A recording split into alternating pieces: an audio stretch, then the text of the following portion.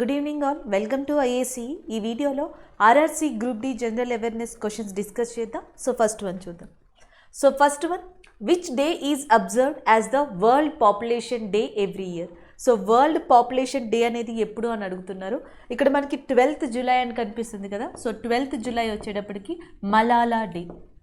International Malala day అనేది 12th జూలైగా ఉంది. 11th July వచ్చేటప్పటికి population day. Option A is the correct answer. ప్రపంచ జనాభా దినోత్సవం. అలాగే పాపులేషన్ డే సందర్భంగా ఏ స్టేట్ ఒక పాపులేషన్ పాలసీని స్టార్ట్ చేస్తుంది అంటే యూపీ. యూపీ 2030 కల్లా తన స్టేట్లో పాపులేషన్ని తగ్గించడానికి పాపులేషన్ పాలసీ అనే దాన్ని ఇంట్రడ్యూస్ చేయబోతుంది. దీని ద్వారా దాని యొక్క జనాభా వృద్ధి రేట్ని 1.9కి తీసుకురావడం కోసం 2030కి ఇలాంటి పాలసీని రూపొందించబోతుంది ఉత్తరప్రదేశ్. ఎందుకంటే భారతదేశంలో అత్యధిక జనాభా గల రాష్ట్రంగా ఉత్తరప్రదేశ్ ఉంది. ప్రపంచంలో హైయెస్ట్ పాపులేటెడ్ కంట్రీగా చైనా, దాని తర్వాత ఇండియా, దాని తర్వాత యూఎస్ఏ ఉన్నాయి. ఫస్ట్ చైనా, దాని తర్వాత ఇండియా, దాని తర్వాత యూఎస్ఏ లేదా అమెరికాగా చెప్పొచ్చు. ఈ మూడు కూడా టాప్ 3 కంట్రీస్, మోస్ట్ పాపులేటెడ్ కంట్రీస్గా ఉన్నాయి. దీన్ని పక్కన పెడితే జనరల్గా మనకి డేస్ విషయానికి వచ్చేటప్పటికి ఆల్రెడీ చాలాసార్లు చెప్పుకున్నాం. జూలై ఫస్ట్ అనేది మీకు ఆల్రెడీ తెలుసు, doctors day. July 1 CA day, July 1 SBI day, అది కూడా జూలై 1. అలాగే నెక్స్ట్ వచ్చేటప్పటికి 6th జూలై. 6th జూలై వచ్చేటప్పటికి జూనోసిస్ డే అనేది 6th July. Next 11th July మనం ఇప్పుడే చూసాం, పాపులేషన్ డే. 12th జూలై వచ్చేటప్పటికి మలాలా డే. నెక్స్ట్ వచ్చేటప్పటికి 17th July international justice day అంటాం. ఇంటర్నేషనల్ జస్టిస్ డే అనేది 17th జూలైగా ఉంది. 20th జూలై వచ్చేటప్పటికి international chess day. International chess day అనేది మనకి 20th జూలైగా ఉంది. టోటల్గా ఇండియాలో ఉన్న గ్రాండ్ మాస్టర్స్ ఇప్పటిదాకా ఎంతమంది అంటే 69. Harshit Raja is a 69th grand master of India. అలాగే 29th జూలైన మనకి ఇంటర్నేషనల్ టైగర్స్ డే అనేది రికగ్నైజ్ చేయబడింది. ఇప్పటి వరకు భారతదేశంలో ఉన్న టైగర్ సంఖ్య ఎంత అంటే 52గా చెప్పచ్చు. 52వ టైగర్ రిజర్వ్గా మనం దేని చెప్తామంటే Ramgarh Vishdhari. Ramgarh Vishdhari is the 52nd tiger reserve in ఇండియాగా చెప్పచ్చు. ఇది ఉన్నది ఏ స్టేట్ అంటే మనకి రాజస్థాన్లో. ఇప్పటికే రాజస్థాన్లో 3 టైగర్ రిజర్వ్స్ ఉన్నాయి. ఒకటి సరిస్కా టైగర్ రిజర్వ్ అనేది రాజస్థాన్లో ఉంది. దాంతోపాటు రంతంబోర్ అనే ఇంకొక టైగర్ రిజర్వ్ ఉంది. దానితో పాటు ముకుంద్రా టైగర్ హిల్ రిజర్వ్ అనేది కూడా మనకి రాజస్థాన్లో ఉంది. ఈ 3 ఉండగా 4వ టైగర్ రిజర్వ్ కింద రాజస్థాన్లో రామ్గర్ విష్దారి అనే దాన్ని ఇటీవల రికగ్నైజ్ చేశారు. దానితో పాటు 52nd టైగర్ రిజర్వ్ కింద కూడా మనకి రామ్గరి విష్దార్ ఉంది. అండ్ ఉత్తరాఖండ్లో జిమ్ కార్బెట్ అనేది the first tiger reserve, oldest tiger reserve in ఇండియాగా చెప్పొచ్చు. అదే ఉత్తరాఖండ్లో రాజాజీ టైగర్ రిజర్వ్ అని చెప్పేసి ఉంది. రాజాజీ నేషనల్ పార్క్ లేదా రాజాజీ టైగర్ రిజర్వ్. ఈ రాజాజీ టైగర్ రిజర్వ్కి సంబంధించిన మహేంద్రగిరి అనే పర్సన్కి ఈ సంవత్సరం ఇంటర్నేషనల్ టైగర్ రేంజ్ అవార్డు అనేది వచ్చింది. ఇద్దరికి వచ్చింది. ఒకటి సతీష్ సుందరం అనే పర్సన్, తమిళనాడుకి సంబంధించిన పర్సన్. ఇంకొకటి మహేంద్రగిరి, రాజాజీ నేషనల్ పార్క్కి సంబంధించిన పర్సన్, ఉత్తరాఖండ్. వీళ్ళిద్దరికీ ఇంటర్నేషనల్ టైగర్ రేంజర్ అవార్డు అనేది ఈ సంవత్సరం వచ్చింది. అలాగే ఒక టీమ్కి కూడా ఇచ్చారు. ఇండియాలో ఉన్న అస్సాంకి సంబంధించిన మానస్ నేషనల్ పార్క్కి సంబంధించిన వాళ్ళకి international tiger ranger team award అనేది 12 మెంబర్స్తో కూడిన టీం అది. దానికి కూడా రావడం జరిగింది. ఇవి ఓవరాల్గా జూలై మంత్లో మనం గుర్తు పెట్టుకోవాల్సిన డేస్ కావచ్చు, డేస్ రిలేటెడ్ ఇన్ఫర్మేషన్ కావచ్చు. అలాగే ఉత్తరప్రదేశ్ యొక్క గవర్నర్గా మనకి ఆనంద్ బీన్ పాటేల్ ఉన్నారు. ఉత్తరప్రదేశ్ యొక్క చీఫ్ మినిస్టర్గా యోగి ఆదిత్యనాథ్ ఉన్నారు. ఉత్తరప్రదేశ్ పాపులేషన్ పాలసీ అనే దాన్ని స్టార్ట్ చేయబోతుంది. పాపులేషన్ డే వచ్చేటప్పటికి మనకి 11th జూలైగా. నెక్స్ట్ వన్ చూద్దాం. Next one, Tarapur atomic power station is located అని చెప్పేసి అడుగుతున్నారు. ఆప్షన్స్లో జార్ఖండ్, ఛత్తీస్గఢ్, మహారాష్ట్ర, ఒడిస్సా ఉన్నాయి. అందరికీ తెలిసిందే తారాపూర్ అటామిక్ పవర్ స్టేషన్ అనేది మహారాష్ట్రలో ఉంది. అలాగే నెక్స్ట్ వచ్చేటప్పటికి Kakrapar power station. Kakrapar power station అనేది మనకి ఏ స్టేట్లో ఉంది అంటే గుజరాత్లో ఉంది. నెక్స్ట్ నరోరా అని చెప్పి ఉంది. Narora power station is located in Uttar Pradesh area. అలాగే కైగా పవర్ స్టేషన్. ఈ కైగా పవర్ స్టేషన్ అనేది మనకి కర్ణాటక ఏరియా కింద ఉంది. Kovvada power station, this is located in Andhra Pradesh area. So దీని తర్వాత అంటే Kovvada in Andhra Pradesh, Kakrapar in Gujarat, Narora in Uttar Pradesh, Kaiga is in Karnataka and Chutka power station which is located in and Madhya Pradesh. So మనకి చుట్కా అటామిక్ పవర్ స్టేషన్ అనేది మధ్యప్రదేశ్లో ఉంది. అలాగే ఇంకొకటి వచ్చేటప్పటికి కల్పాకం అటామిక్ పవర్ స్టేషన్ కావచ్చు, కుడాన్కులం కావచ్చు. ఈ రెండు కూడా మనకున్నది ఏ స్టేట్ అంటే దట్ ఈస్ తమిళనాడు ఏరియా కింద చెప్పొచ్చు. ఇవి కొన్ని గుర్తుపెట్టుకోవచ్చు మీరు. Kudankulam and as well as Kalpakkam in Tamil Nadu, Chutka nuclear power station in Madhya Pradesh, Kaiga is in Karnataka, Narora Uttar Pradesh, Kakrapar Gujarat, Kovvada Andhra Pradesh. అలాగే న్యూక్లియర్ పవర్ ప్లాంట్స్కైనా అటామిక్ పవర్ స్టేషన్స్కైనా రీసోర్సెస్ అనేవి అవసరం. ఆ రీసోర్సెస్గా మనం ఏం యూజ్ చేస్తామంటే ఒకటి యురేనియంని యూజ్ చేయడం జరుగుతుంది, రెండోది వచ్చేటప్పటికి థోరియంని యూజ్ చేయడం జరుగుతుంది. యురేనియం అండ్ థోరియం ఈ రెండు రీసోర్స్గా చెప్తాం. థోరియం అనేది భారతదేశంలో ఎక్కువగా లభించే ప్రాంతం ఏదంటే కేరళలోని మోనోజైట్ శాండ్ అని చెప్పేసి ఉంటుంది. ఆ మోనోజైట్ శాండ్లో ఎక్కువగా లభిస్తుంది. అలాగే యురేనియం అనేది మనకి పిచ్ బ్లెండ్ నుంచి ఎక్కువగా లభిస్తుంది. సో ఇవి మీరు ఓవరాల్గా గుర్తుపెట్టుకోవచ్చు. నెక్స్ట్ వన్ చూద్దాం. Next one, and who has own the gold medal in India in the javelin throw event at Tokyo Olympics. ఇది రీసెంట్ కరెంట్ అఫేర్ ఏనండి. సో టోక్యో ఒలింపిక్స్లో మనకి డిఫరెంట్ మెడల్స్ వచ్చాయి. సో ఆ మెడల్స్లో జావ్లిన్ త్రో విభాగంలో ఎవరికి వచ్చింది అని అడుగుతున్నారు. That is nothing but Neeraj Chopra. So Neeraj Chopra తీసుకొచ్చారు గోల్డ్ మెడల్ని ఇండియాకి. అలాగే ఆర్బీఐ యొక్క బ్యాంకింగ్ అవేర్నెస్ క్యాంపెయిన్కి బ్రాండ్ అంబాసిడర్గా ఉన్నది కూడా నీరజ్ చోప్రానే. నెక్స్ట్ బజరంగ్ పునియా రెజ్లింగ్ విభాగంలో. బజరంగ్ పునియా గారు వచ్చేటప్పటికి రెజ్లింగ్ విభాగంలో ఇండియాకి బ్రాంజ్ మెడల్ని తీసుకొచ్చారు. He's from Haryana. సో ఈయన హర్యానా ప్రాంతానికి సంబంధించిన వ్యక్తి. అయితే మనకి ఒలింపిక్స్లో ఫ్లాగ్ రిప్రజెంట్ చేసింది స్టార్టింగ్లో మనకి Manpreet Singh, Indian hockey captain, and as well as Mary Kom. Closing సెరమనీలో ఇండియన్ ఫ్లాగ్ని రిప్రజెంట్ చేసింది బజరంగ్ పునియా గారు. సో ఇదొకటి మీరు గుర్తుపెట్టుకోవచ్చు. అదే హర్యానాకి సంబంధించిన ఇంకొక పర్సన్ పేరు రవికుమార్ దహియా అని చెప్పేసి ఉన్నారు. సేమ్ హర్యానాకి సంబంధించిన వ్యక్తే రవికుమార్ దహియా. ఈయన కూడా రెజ్లింగ్ విభాగంలో ఇండియాకి ఏ మెడల్ని తీసుకొచ్చారంటే సిల్వర్ మెడల్ని తీసుకురావడం జరిగింది. ఈ రెండు మీరు గుర్తుపెట్టుకోవచ్చు. నెక్స్ట్ పివి సింధు వచ్చేటప్పటికి బ్యాడ్మింటన్ విభాగంలో బ్రాంజ్ మెడల్ని తీసుకొచ్చారు. అలాగే సైనా నెహ్వాల్ వచ్చేటప్పటికి 2012 లండన్ ఒలింపిక్స్లో భారతదేశానికి బ్యాడ్మింటన్లో మొట్టమొదటి మెడల్ని తీసుకొచ్చిన మహిళ ఈమె. The first women in India who received that bronze medal for the first time in the badminton of ఇండియాగా చెప్పచ్చు. అది కూడా 2012 బుక్స్లో. అలాగే ప్లేయింగ్ టు విన్ అనేది సైనా నెహ్వాల్ గారి యొక్క బుక్. సో ఈమె బుక్ వచ్చేటప్పటికి ప్లేయింగ్ టు విన్. సో ఇది ఈమె యొక్క బుక్గా చెప్పచ్చు. సో ప్లేయింగ్ టు విన్ అనేది 2012 రాశారు ఈమె. 2013 వచ్చేటప్పటికి మేరా రాకెట్ మేరీ దునియా అనే బుక్ని రాశారు. టోటల్గా 2 బుక్స్ ఉన్నాయి. ఒకటి ప్లేయింగ్ టు విన్, ఇంకొకటి మేరా rocket and Mary Duniya. Okay book name అండి. సో ఈ బుక్ కూడా సైనా నెహ్వాల్కి సంబంధించింది. సో ఇలా ఓవరాల్గా ఈ పర్సన్స్ గురించి మీరు గుర్తుపెట్టుకోవచ్చు. వీళ్ళే కాకుండా ఫస్ట్ ఒలింపిక్స్లో ఈసారి ఫస్ట్ మెడల్ తీసుకొచ్చింది మీరాబాయి చాన్హు. సో మీరాబాయి చాన్హు వెయిట్ లిఫ్టింగ్లో మనకి సిల్వర్ మెడల్ని తీసుకొచ్చారు. ఈమె మణిపూర్కి సంబంధించిన వ్యక్తి. సో మణిపూర్ ఇటీవల మీరాబాయి చాన్హుని మనకి ఏఎస్పీ కింద అపాయింట్ చేసింది. ఏఎస్పీ కింద మణిపూర్ ఎవరిని ఇటీవల అపాయింట్ చేసింది అంటే మీరాబాయి చాన్హుని ఆ రాష్ట్రంలో అపాయింట్ చేయడం జరిగింది. అనుకున్నట్టుగానే మెడల్ తీసుకొచ్చినందుకు ఈమెకి జాబ్ ఇవ్వడం జరిగింది. సిల్వర్ మెడల్ని తీసుకొచ్చారు. వెయిట్ లిఫ్టింగ్లో కన్నం మల్లేశ్వరి గారి తర్వాత ఇండియాకి మెడల్ని తీసుకొచ్చిన విమెన్గా ఏమని చెప్పొచ్చు. కన్నం మల్లేశ్వరి గారు బ్రాంజ్ మెడల్ని తీసుకొచ్చారు. అలాగే కన్నం మల్లేశ్వరి గారు ఇటీవల ఢిల్లీ స్పోర్ట్స్ యూనివర్సిటీకి వైస్ ఛాన్సలర్గా అపాయింట్ అయ్యారు. ఆమె మీరాబాయి చాన్హు వచ్చేటప్పటికి ఏఎస్పీ ఇన్ ద మణిపూర్ కింద అపాయింట్ అయ్యారు. అలాగే మణిపూర్ యొక్క నూతన గవర్నర్గా అపాయింట్ అయిన వ్యక్తి లా గణేశన్ అని చెప్పేసి ఈయన అపాయింట్ అయ్యారు. అలాగే మణిపూర్ యొక్క చీఫ్ మినిస్టర్గా ఉన్నది మనకి నాంగ్తోబం బిరేన్ సింగ్ అని చెప్పేసి ఆయన మణిపూర్ యొక్క చీఫ్ మినిస్టర్గా ఉన్నారు. ఇవి కొన్ని ఒలింపిక్ రిలేటెడ్ అని చెప్పొచ్చు. సో పివి సింధు గారికి వచ్చింది, మీరాబాయి చాన్హుకి వచ్చింది, అండ్ నీరజ్ చోప్రా గారికి వచ్చింది, బజరంగ్ పునియా, రవికుమార్ దహియా, అండ్ వీళ్ళే కాకుండా ఇండియన్ మెన్స్ హాకీ టీం ఏదైతే ఉందో సో దానికి బ్రాంజ్ మెడల్ రావడం జరిగింది ఇండియన్ మెన్స్ హాకీ టీంకి. అలాగే నెక్స్ట్ ఇంకా డిఫరెంట్ పర్సన్స్ ఉన్నారు మనకి దీంట్లో కూడా. అండ్ లవ్లీనా. సో లవ్లీనా అనే పర్సన్ బాక్సింగ్లో ఇండియాకి బ్రాంజ్ మెడల్ని తీసుకొచ్చారు. ఆమె అస్సాంకి సంబంధించిన వ్యక్తి. సో అస్సాంకి సంబంధించిన లవ్లీనా ఇండియాకి బాక్సింగ్లో బ్రాంజ్ మెడల్ని తీసుకురావడం జరిగింది. ఇవి ఓవరాల్గా ఒలింపిక్స్లో ఇండియన్స్ తీసుకొచ్చిన మెడల్స్ కింద మనం చెప్పొచ్చు. నెక్స్ట్ వన్ చూద్దాం. సో నెక్స్ట్ వన్ వచ్చేటప్పటికి what is the full form of UIDAI? So UIDAI అంటే ఏంటి అని అడుగుతున్నారు. Unique identification authority of India. Option D is a correct answer. So unique identification authority of India కింద దీన్ని పిలువబడుతుంది. So దీన్ని ఎప్పుడు స్టార్ట్ చేశారంటే 2016 స్టార్ట్ చేయడం జరిగింది. నెక్స్ట్ వన్ చూద్దాం. So next one which is the desert also known as the great Indian desert అని చెప్పేసి అడుగుతున్నారు. సో జనరల్గా గ్రేట్ ఇండియన్ డెజర్ట్ అని చెప్పేసి మళ్ళీ దేన్ని పిలుస్తారని అడుగుతున్నారు. జనరల్గా సౌత్ అమెరికా తీసుకున్నారనుకోండి. సో సౌత్ అమెరికాలో north America తీసుకున్నారనుకోండి.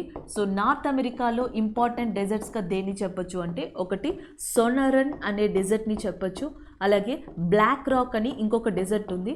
So black rock dessert కానీ సొనరన్ డెజర్ట్ కానీ మనకి నార్త్ అమెరికాలో చాలా ఇంపార్టెంట్గా చెప్పొచ్చు. ఇక సౌత్ అమెరికా విషయానికి వచ్చేటప్పటికి సౌత్ అమెరికాలో అటకామా అనే డెజర్ట్ ఉంది. దాంతోపాటు పెటగోనియన్ అనే డెజర్ట్స్ ఉన్నాయి. అటకామా పెటగోనియన్ డెజర్ట్స్ అనేవి ఎక్కడ ఫేమస్ అంటే మనకి సౌత్ అమెరికాలో ఫేమస్. ఇకపోతే నెక్స్ట్ ఆఫ్రికా విషయానికి వస్తే ఆఫ్రికాలో చాలా ఇంపార్టెంట్ డెజర్ట్ కింద మనం సహారా అని చెప్పొచ్చు. Half of the north Africa అంతా కూడా సహారా డెజర్ట్ ఉంటుంది. సో దాని తర్వాత ఇంకొకటి వచ్చేసి నంబి అనే డెజర్ట్ ఉంది. అండ్ ఇంకొకటి వచ్చేటప్పటికి కల్హారి అనే డెజర్ట్ ఉంటుంది. అయితే ఇక్కడ ఏమని అడిగారు మనకి which desert is also known as the great Indian desert అన్నారు. సో ఇక్కడ కల్హారి అని ఉంది. సో కల్హారి అనేది ఏ కంట్రీకి సంబంధించింది? సౌత్ ఆఫ్రికా అని చెప్పొచ్చు. సో నెక్స్ట్ వచ్చేటప్పటికి సహారా అని ఉంది. సో సహారా కూడా ఆఫ్రికన్ కంట్రీకి సంబంధించింది. ఇంకా నెక్స్ట్ గోబీ డెజర్ట్ అని ఉంది. సో గోబీ డెజర్ట్ వచ్చేటప్పటికి చైనాకి మంగోలియాకి సంబంధించిన డెజర్ట్ ఇది. సో చైనా మంగోలియా షేర్ చేసుకుంటున్నాయి 5th largest desert in the world కింద గోబీని చెప్తారు. సో ఇంకా లాస్ట్లో మిగిలిపోయింది Thar desert. So Thar desert is a great Indian డెజర్ట్గా చెప్పొచ్చు. Option D is a correct answer. రాజస్థాన్లో ఉంది. సో ఇది ఇక్కడ మనకి ఇంపార్టెంట్. అలాగే తాల్ డెజర్ట్ అని చెప్పేసి ఉంది. తాల్ డెజర్ట్ అనేది మనకి పాకిస్తాన్లో ఉంటుంది. తార్ డెజర్ట్ ఉంటుంది, తాల్ డెజర్ట్ ఉంటుంది. ఈ రెండు కూడా మనకి పాకిస్తాన్లో ఇంపార్టెంట్గా చెప్పొచ్చు. సో ఇవి కొన్ని ఇంపార్టెంట్ డెజర్ట్స్. వీటితో పాటు గ్రేట్ సిమ్సన్ డెజర్ట్ అని చెప్పేసి ఉంది. Great Simpson dessert. సో ఇది వచ్చేటప్పటికి మనకి ఆస్ట్రేలియాలో ఉంది. Great sandy desert, great Simpson desert ఇవన్నీ కూడా ఆస్ట్రేలియాలో ఇంపార్టెంట్ ఎడారులుగా చెప్పొచ్చు. నెక్స్ట్ వన్ చూద్దాం. Next one and the term bardi and as well as a eagle are used in which of the following అని అడుగుతున్నారు. So eagle as well as a bardi లాంటి words ఎక్కడ యూజ్ చేస్తారని అడుగుతున్నారు. Options వచ్చేటప్పటికి basket ball అని ఉంది ఫస్ట్లో. సో బాస్కెట్ బాల్ వచ్చేటప్పటికి ఎలాంటివి యూజ్ చేస్తారంటే ఎయిర్ బాల్ అనే దాన్ని యూజ్ చేస్తారు. ఎయిర్ బాల్ ఒకటి, లేకపోతే ఫ్రీ త్రో అనేది ఒకటి. సో ఇలాంటివన్నీ కూడా మనకి బాస్కెట్ బాల్లో యూజ్ చేసే వర్డ్స్ కింద చెప్పొచ్చు. సో నెక్స్ట్ బాక్సింగ్ అని ఉంది చూసారా. సో బాక్సింగ్లో జాబ్ అనే వర్డ్ని యూజ్ చేస్తారు, హుక్ అనే వర్డ్ని యూజ్ చేస్తారు, క్రాస్ అనే వర్డ్ని యూజ్ చేస్తారు. Hang, cross, hook and job ఈ వర్డ్స్ అన్నిటి బాక్సింగ్లో యూజ్ చేస్తారు. అయితే ఈగల్ అనే వర్డ్ని గోల్ఫ్లో యూజ్ చేయడం జరుగుతుంది. Option C is a correct answer. Next one చూద్దాం. సో నెక్స్ట్ వచ్చేటప్పటికి and UNI Carbon Card is a co-branded credit card launched by Union Bank of India on the RuPay platform of National Payment Corporation of India in collaboration with which company? So మనకి UNI carbon card అనేది ఏ company యొక్క సహకారంతో National Payment Corporation of India యొక్క RuPay card ఫామ్లో so ఇది start చేయబడింది అని అడుగుతున్నారు. సో ఆప్షన్స్లో డిఫరెంట్ ఆప్షన్స్ ఇచ్చారు. ఆన్సర్ వచ్చేసి HPCL is a correct answer. So HPCLతో టైఅప్ అయ్యి దీన్ని లాంచ్ చేయడం జరిగింది. Option B is a correct one. అలాగే సెయిల్ అని ఉంది చూసారా. Steel Authority of India Limited అంటాం. స్టీల్ అథారిటీ ఆఫ్ ఇండియా లిమిటెడ్కి ప్రస్తుతం చైర్మన్గా ఉన్నది Soma Mondal. So Soma Mondal is the chairman of Steel Authority of India లిమిటెడ్గా చెప్పొచ్చు. అలాగే ఇంకొకటి ఏంటి అంటే ఇండియన్ ఆయిల్ కార్పొరేషన్, మళ్ళీ చెప్తున్నాను, ఇండియన్ ఆయిల్ కార్పొరేషన్ తన మొట్టమొదటి గ్రీన్ హైడ్రోజన్ ప్లాంట్ని ఎక్కడ స్థాపించబోతుంది అంటే మథురా. సో మథురా అనే ఏరియాలో ఫస్ట్ టైం ఒక గ్రీన్ హైడ్రోజన్ ప్లాంట్ని ఇండియన్ ఆయిల్ కార్పొరేషన్ అనేది స్టార్ట్ చేయబోతుంది. అలాగే భారతదేశంలో ఫస్ట్ ప్రైవేట్ LNG ఫ్యాక్టరీ అనేది ఎక్కడ స్టార్ట్ అయిందంటే మహారాష్ట్రలోని నాగ్పూర్లో. సో మహారాష్ట్రలోని నాగ్పూర్లో మొట్టమొదటి ప్రైవేట్ LNG ఫ్యాక్టరీ అనేది LNG ప్లాంట్ అనేది స్టార్ట్ అయింది. అలాగే గ్రీన్ హైడ్రోజన్ ప్లాంట్ అనేది మథురాలో ఇండియన్ ఆయిల్ కార్పొరేషన్ స్టార్ట్ చేయబోతుంది. సో ఇవి కొన్ని మీరు ఇంపార్టెంట్గా గుర్తుపెట్టుకోవాల్సినవి. నెక్స్ట్ వన్ చూద్దాం. So next one, the Indian Army will participate in the multinational military exercise Shantir Ugrasena 2021. Which country will host the exercise? So Shantir Ugrasena అనేది ఒక multinational country exercise అంటున్నారు. దీంట్లో ఇండియా పార్టిసిపేట్ చేస్తుందంట. అయితే ఏ country దీన్ని నిర్వహిస్తుంది అని అడుగుతున్నారు. ఆప్షన్స్లో సింగపూర్ అని ఉంది చూసారా. సింగపూర్కి ఇండియాకి మధ్య మెయిన్ ఎక్సర్సైజ్గా సింబెక్స్ అనేదాన్ని చెప్పొచ్చు. సో సింబెక్స్ అనేది సింగపూర్కి భారత్కి మధ్య మెయిన్ ఎక్సర్సైజ్గా చెప్తాం యుద్ధ విన్యాసంగా. నెక్స్ట్ వచ్చేటప్పటికి స్లినెక్స్ అంటాం. సో స్లినెక్స్ వచ్చేటప్పటికి శ్రీలంక ఇండియాకి మధ్యన ఒక యుద్ధ విన్యాసంగా దాన్ని చెప్పొచ్చు. సో నెక్స్ట్ వియత్నాం అని ఉంది. సో ఇటీవల రీసెంట్గా జరిగిందండి. వియత్నాంకి ఇండియాకి మధ్య ఒక యుద్ధ విన్యాసం అనేది కండక్ట్ చేశారు. ఆ యుద్ధ విన్యాసంలో ఇండియాకి సంబంధించిన ఐఎన్ఎస్ రన్ విజయ్ అనే ఒక షిప్, అలాగే ఐఎన్ఎస్ కోరా అనే ఇంకొక షిప్ పార్టిసిపేట్ చేశాయి. అయితే ఈ యుద్ధ విన్యాసానికి స్పెసిఫిక్గా నేమ్ ఇవ్వలేదు. India Vietnam bilaterally one exercise is conducted. ఆ యుద్ధ విన్యాసంలో ఐఎన్ఎస్ రన్ విజయ్, ఐఎన్ఎస్ కోరా అనే ఇండియా తరపున ఈ షిప్స్ పార్టిసిపేట్ చేశాయి. ఇక బంగ్లాదేశ్ విషయానికి వస్తే బంగ్లాదేశ్కి ఇండియాకి సంబంధించిన వన్ ఆఫ్ ద ఎక్సర్సైజ్గా బాంగో సాగర్ అనే యుద్ధ విన్యాసాన్ని చెప్పొచ్చు. ఆ బాంగో సాగర్ యుద్ధ విన్యాసంతో పాటు శాంతిర్ ఉగ్రసేన కూడా ఉంది. Option A is the correct answer, that is Bangladesh. Shantir ఉగ్రసేనలో మన కంట్రీతో పాటు భూటాన్, శ్రీలంక, భూటాన్, సింగపూర్ లాంటి కంట్రీస్ పాల్గొంటున్నాయి. భూటాన్ పాల్గొంటుంది, సింగపూర్ పాల్గొంటుంది. అలాగే ఏమంటారు హోస్ట్ లేదా అబ్జర్వర్ కంట్రీస్గా యూఎస్ఏ లాంటి కంట్రీస్ కూడా పాల్గొనబోతున్నాయి. యూఎస్ఏ, టర్కీ, యూఏఈ లాంటి కంట్రీస్ అబ్జర్వర్ కంట్రీస్గా పాల్గొనబోతున్నాయి. ఇండియా, భూటాన్ లాంటి కంట్రీస్ మెయిన్ కంట్రీస్గా ఈ శాంతిర్ ఉగ్రసేన యుద్ధ విన్యాసంలో పాల్గొనబోతున్నాయి. అలాగే బంగ్లాదేశ్కి ఇండిపెండెన్స్ 1971లో వచ్చింది. దీని యొక్క ప్రైమ్ మినిస్టర్ వచ్చేటప్పటికి Sheikh Hasina. So Sheikh Hasina prime minister of బంగ్లాదేశ్గా ఉన్నారు. క్యాపిటల్ ఢాకా. బంగ్లాదేశ్ యొక్క పితామహుడిగా ఎవరిని పిలుస్తారు అంటే షేక్ ముజీబర్ రెహమాన్. మనకి జాతిపిత మహాత్మా గాంధీ ఎలాగో వీళ్ళకి జాతిపిత షేక్ ముజీబర్ రెహమాన్గా చెప్తారు. సో ఈయనని కూడా గుర్తుపెట్టుకోవచ్చు. అలాగే ఇటీవల ఒలింపిక్ గేమ్స్లో ఒక అవార్డుని ఇచ్చారు. ఒలింపిక్ లారెల్ అవార్డు అంటాం. అంటే ప్రత్యేకంగా సమాజంలో ఎవరైతే సేవని చేస్తారో, కాంట్రిబ్యూట్ చేస్తారో అలాంటి వారిని గుర్తించి సో 2016 నుంచి ఒలింపిక్ లారెల్ అవార్డు అనేది ఇవ్వడం స్టార్ట్ చేశారు. 2016 రియో ఒలింపిక్స్లో కెన్యా ప్లేయర్ అయిన కెపో అనే పర్సన్కి first time Olympic Laurel award ఇచ్చారు. సెకండ్ ఒలింపిక్ లారెల్ అవార్డుని 2021 టోక్యోలో ఇవ్వడం జరిగింది. అది కూడా బంగ్లాదేశ్కి సంబంధించిన ప్రముఖ సామాజికవేత్త అయిన మొహమ్మద్ యూనస్ అనే పర్సన్కి ఇవ్వడం జరిగింది. So Mohammad Yunus is a Bangladesh important person who received this year Olympic laurel award, the second person who received Olympic laurel అవార్డుగా కూడా చెప్పొచ్చు. నెక్స్ట్ వన్ చూద్దాం. సో నెక్స్ట్ వన్ వచ్చేటప్పటికి what is the rank of India global gender gap report 2021. So global gender gap report అనేది టోటల్గా 156 కంట్రీలకి కల్పించారు. ఈ 156 కంట్రీల్లో India యొక్క ర్యాంక్ వచ్చేసి 140గా ఉంది. మరి టాప్ కంట్రీగా ఉన్నది ఏది అంటే ఐస్లాండ్. సో ఐస్లాండ్ అనేది టాప్ కంట్రీగా ఉంది. అలాగే 156 కంట్రీగా ఉన్నది ఏది అంటే ఆఫ్ఘనిస్తాన్. సో ఆఫ్ఘనిస్తాన్ వచ్చేటప్పటికి 160 కంట్రీగా ఉంది. అలాగే నెక్స్ట్ వచ్చేటప్పటికి మనకి ఇండియాకి దగ్గరలో నైబర్ కంట్రీస్లో మనకి బంగ్లాదేశ్ బెస్ట్ ర్యాంక్లో ఉంది 65. ఇండియా 140లో ఉంటే బంగ్లాదేశ్ 65లో ఉంది. అలాగే పాకిస్తాన్ వచ్చేటప్పటికి 153 ర్యాంక్లో ఉంది. అండ్ నెక్స్ట్ మనకి 132 అని ఉంది చూసారా, దీన్ని రీప్లేస్ చేద్దాం 130. సో 130 ర్యాంక్లో ఉన్నది ఏది అంటే భూటాన్. సో భూటాన్ వచ్చేటప్పటికి 130 ర్యాంక్లో ఉంది. అలాగే 116 ర్యాంక్లో శ్రీలంక ఉంది. ఇవి మనకి దగ్గరగా ఉన్న కంట్రీస్. 116లో శ్రీలంక, 130లో భూటాన్, 65లో బంగ్లాదేశ్, 153లో పాకిస్తాన్, 140లో ఇండియా, 156 ఆఫ్ఘనిస్తాన్ అండ్ ఓవరాల్గా చూసుకుంటే టాప్గా ఉన్నది మాత్రం ఐస్లాండ్గా ఉంది. సో ఇవి వరల్డ్ గ్లోబల్ జెండర్ గ్యాప్ రిపోర్ట్కి సంబంధించినవి. సో మీరు ఇవి గుర్తుపెట్టుకోవచ్చు. అలాగే వరల్డ్ కాంపిటేటివ్నెస్ రిపోర్ట్ అని చెప్పేసి ఉంది.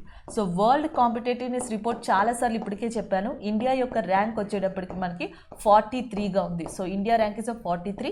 టాప్ కంట్రీగా ఉన్నది ఏది అంటే స్విట్జర్లాండ్. అలాగే నెక్స్ట్ వరల్డ్లోని మోస్ట్ లివబుల్ సిటీగా ఉన్నది ఏది అంటే ఉండడానికి నివాస యోగ్యంగా ఉన్న సిటీ ఏది అంటే అక్లాండ్. సో ఇదే లీస్ట్లో ఉన్నది ఏది అంటే సిరియా క్యాపిటల్ అయిన డమస్కస్. సో మనకి ఎకనామిక్ ఇంటెలిజెన్స్ యూనిట్ అని చెప్పేసి ఉంది. ఎకనామిక్ ఇంటెలిజెన్స్ యూనిట్ వరల్డ్లో మోస్ట్ లివబుల్ సిటీస్ ఇండెక్స్ ఇచ్చింది. దాంట్లో న్యూజిలాండ్కి సంబంధించిన ఆక్లాండ్ టాప్గా ఉంది. సిరియాకి సంబంధించిన డొమస్కస్, సిరియా రాజధాని డొమస్కస్ లీస్ట్లో ఉంది. ఇది మీరు గుర్తుపెట్టుకోవచ్చు, సిరియా క్యాపిటల్ అని. అలాగే ఇదే intelligence unit, economic intelligence unit safest index city అనేది ఇచ్చింది. సో దాంట్లో టాప్గా ఉన్నది ఏది అంటే కోపెన్హెగెన్. సో కోపెన్హెగెన్ సిటీ టాప్గా ఉంది, యాంగూన్ అనేది లీస్ట్లో ఉంది. సో ఇవి కూడా మీరు గుర్తుపెట్టుకోవచ్చు, ఇవి కొన్ని ఇండెక్సెస్. సో దాన్ని రిలేటెడ్. నెక్స్ట్ వన్ చూద్దాం. అలాగే గ్లోబల్ సైబర్ సెక్యూరిటీ ఇండెక్స్ అని చెప్పేసి ఇంకొకటి ఉంది. గ్లోబల్ సైబర్ సెక్యూరిటీ ఇండెక్స్లో టాప్లో ఉన్నది ఏది అంటే యూఎస్ఏ. గ్లోబల్ సైబర్ సెక్యూరిటీ ఇండెక్స్లో ద టాప్ 1గా ఉన్నది యూఎస్ఏ. సో ఇది ఇంకొక అప్డేట్ అండి. సో నెక్స్ట్ వన్ వచ్చేటప్పటికి bauxite mines are abundantly found in which state. So మనకి బాక్సైట్ గనులు పుష్కలంగా ఉన్నది ఎక్కడ అని అడుగుతున్నారు. Like Odisha, Rajasthan, Madhya Pradesh, Goa. So answer వచ్చేసి Odisha is a correct answer. Option A is a correct one. So ఇక్కడ మనకి ఎక్కువగా బాక్సైట్ గన్లు అనేవి ఎక్కువగా ఉంటాయి. అలాగే కాపర్ మైన్స్ లాంటివి వన్ ఆఫ్ ద ఇంపార్టెంట్ స్టేట్గా రాజస్థాన్ని చెప్పొచ్చు. ఇక్కడ మనకి K3 మైన్స్ అని చెప్పేసి ఉన్నాయి. అలాగే రాజస్థాన్లో సిల్వర్కి సంబంధించి ఇంపార్టెంట్ మైన్స్గా జోవార్ అనే దాన్ని చెప్పొచ్చు. Zawar mines is very famous in for silver in Rajasthan. K3 mines are very famous for copper in Rajasthan. So అలాగే ఒడిస్సా బాక్సైట్కి ఫేమస్గా చెప్పొచ్చు. అలాగే పన్నా వజ్ర గనులు అనేవి మనకి ఎక్కడ ఫేమస్ అంటే మధ్యప్రదేశ్లో. అండ్ ద నెక్స్ట్ వన్ చూద్దాం. Next one, the bilateral exercise Varuna 2021 is being held in which place. So మనకి బైలేటరల్ ఎక్సర్సైజ్ వరుణ 2021 ఎక్కడ జరుగుతుంది అని అడిగారు. లైక్ ఆర్కిటిక్, హిందూ మహాసముద్రం, అండమాన్ సముద్రం and Arabia. So answer Arabia సముద్రం is a correct answer. So Varuna exercise అనేది ఏ కంట్రీస్కి మధ్య అంటే ఒకటి ఫ్రాన్స్ అండ్ రెండోది వచ్చేటప్పటికి ఇండియా.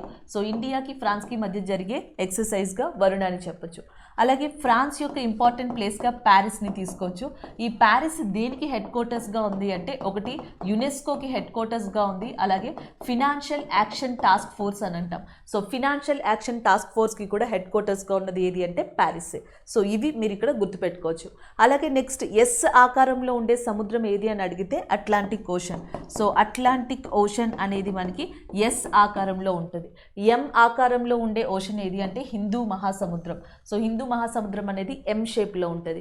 డెల్టా షేప్లో ఉండేది ఏది అంటే పసిఫిక్ ఓషన్గా గుర్తుపెట్టుకోవచ్చు.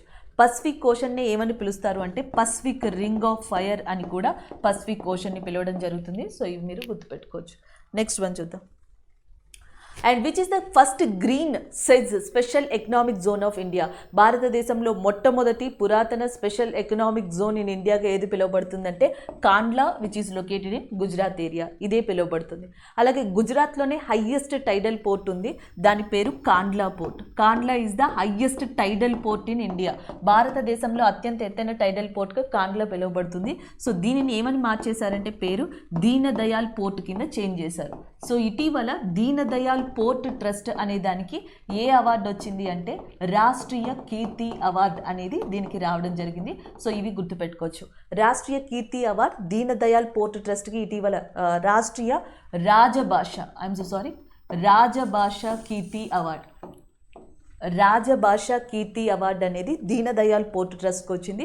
దీన్ దయాల్ పోర్ట్ ఇది వరకు కాండ్లా పోర్ట్ కింద పిలువబడేది. Kandla port is the highest టైడల్ port in India which is located in Gujarat. So అట్లాంటి కాండ్లా ఏరియాకి మనకి స్పెషల్ ఎకనామిక్ జోన్ అనేది ఫస్ట్ ప్లేస్ ఇన్ ఇండియా కింద కూడా రికగ్నైజ్ చేయబడింది. సో ఇవి ఇక్కడ మీరు ఓవరాల్గా గుర్తుపెట్టుకోవాల్సినవి. నెక్స్ట్ వన్ చూద్దాం. Which one of the following India's first autonomous drone defence dome developed by green robotics. So green robotics అనే సంస్థ భారతదేశం యొక్క సొంత టెక్నాలజీతో డ్రోన్ సిస్టమ్ని డెవలప్ చేసింది. అది ఏది అని అడుగుతున్నారు. ఆన్సర్ వచ్చేసి Indrajaal. Option A is a correct answer. So green robotics హైదరాబాద్కి చెందిన సంస్థ. ఇది మనకి ఇంద్రజాల్ అనే ఒక డ్రోన్ సిస్టమ్ని తయారు చేసింది. సో అలాగే నెక్స్ట్, జూలై 26 అనేది కార్గిల్ విజయ్ దివాస్ డే. జూలై 26 అలాగే జాన్ 15th అనేది ఇండియన్ ఆర్మీ డే కింద ఉంది. సో ఇవి కూడా మీరు గుర్తుపెట్టుకోవచ్చు. అలాగే ఈ డ్రోన్స్ విషయానికి వస్తే భారతదేశంలో మనకి బోర్డర్ ఏరియాస్లో ప్రమాదం ఉంది. ఈ డ్రోన్స్ అనేవి పాకిస్తాన్, చైనా లాంటి ప్రదేశాల నుంచి ఇండియాలోకి దాదాపుగా 200కి పైగా డ్రోన్స్ అనేవి ఎంటర్ అవ్వడానికి ట్రై చేశాయి అని చెప్పేసి ఒకప్పుడు వార్తలు కూడా వచ్చాయి. సో ఈ డ్రోన్స్కి చెక్ పెట్టడానికి మనం కూడా గస్తీ కాయడానికి మన ఓన్ టెక్నాలజీతో గ్రీన్ రోబోటిక్స్ అనే సంస్థ ఇంద్రజాల్ అనే దాన్ని స్టార్ట్ చేసింది. సో అది మీరు అక్కడ గుర్తుపెట్టుకోవచ్చు. బోర్డర్స్ అంటున్నాం కాబట్టి ఒకసారి రిఫర్ చేద్దాం. రెడ్ క్లిఫ్ అనేది ఏ కంట్రీస్కి మధ్య అంటే ఇండియా, పాకిస్తాన్కి మధ్య రెడ్ క్లిఫ్ అనేది లొకేట్ అయి ఉంది. సర్ క్రీక్ వివాదం కూడా ఇండియా, పాకిస్తాన్కి సంబంధించిందే, ఎస్పెషల్లీ ఇండియా తరపున గుజరాత్ ఏరియాకి సంబంధించింది. అలాగే వాఘా బోర్డర్ అనేది పంజాబ్కి, ఇండియా యొక్క పంజాబ్కి, పాకిస్తాన్కి సంబంధించిందిగా చెప్పొచ్చు. అలాగే మెక్మోహన్ రేఖ అనేది ఇండియాకి, చైనాకి సంబంధించిందిగా మీరు గుర్తుపెట్టుకోవచ్చు. సో ఇవి కొన్ని బోర్డర్ ఏరియాస్. అలాగే ఇంకొకటి వచ్చేటప్పటికి గాల్వాన్ అని చెప్పేసి కనిపిస్తుంది. గాల్వాన్ అని కనిపించిన, పాంగాంగ్ లేక్ అని కనిపించిన, లేదా డామ్చాక్ అనే ప్రదేశం కనిపించిన, డామ్చాక్ కానీ, పాంగాంగ్ లేక్ కానీ, గాల్వాన్ కానీ, ఈ మూడు ఇండియాకి, చైనాకి మధ్య వివాదాస్పద ప్రదేశాలు. ఈ మూడు కూడా ఉన్న ప్రదేశం ఏది అంటే లడాఖ్గా మీరు గుర్తుపెట్టుకోవచ్చు. So that is one of the important fact. Next one చూద్దాం. నెక్స్ట్ వచ్చేటప్పటికి who is the author of the book Nathuram Godse the true story of Gandhi's assassin. So మనకి నాథూరామ్ గాడ్సే అనే బుక్ని ఎవరు ఈ కింది వాణిలో రచించారని అడుగుతున్నారు. సో డైరెక్ట్గా ఆన్సర్ వచ్చేసి ధావల్ కులకర్ణి. సో ధావల్ కులకర్ణి అనే పర్సన్ రచయిత. బుక్ వచ్చేటప్పటికి Nathuram Godse the true story of Gandhi's assassin.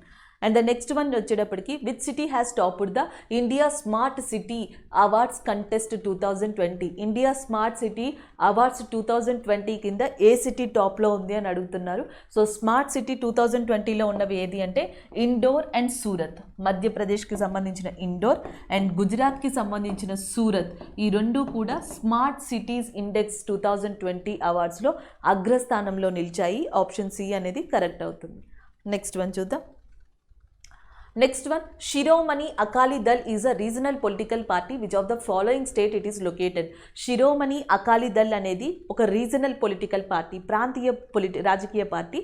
ఏ స్టేట్కి సంబంధించింది అని అడుగుతున్నాను.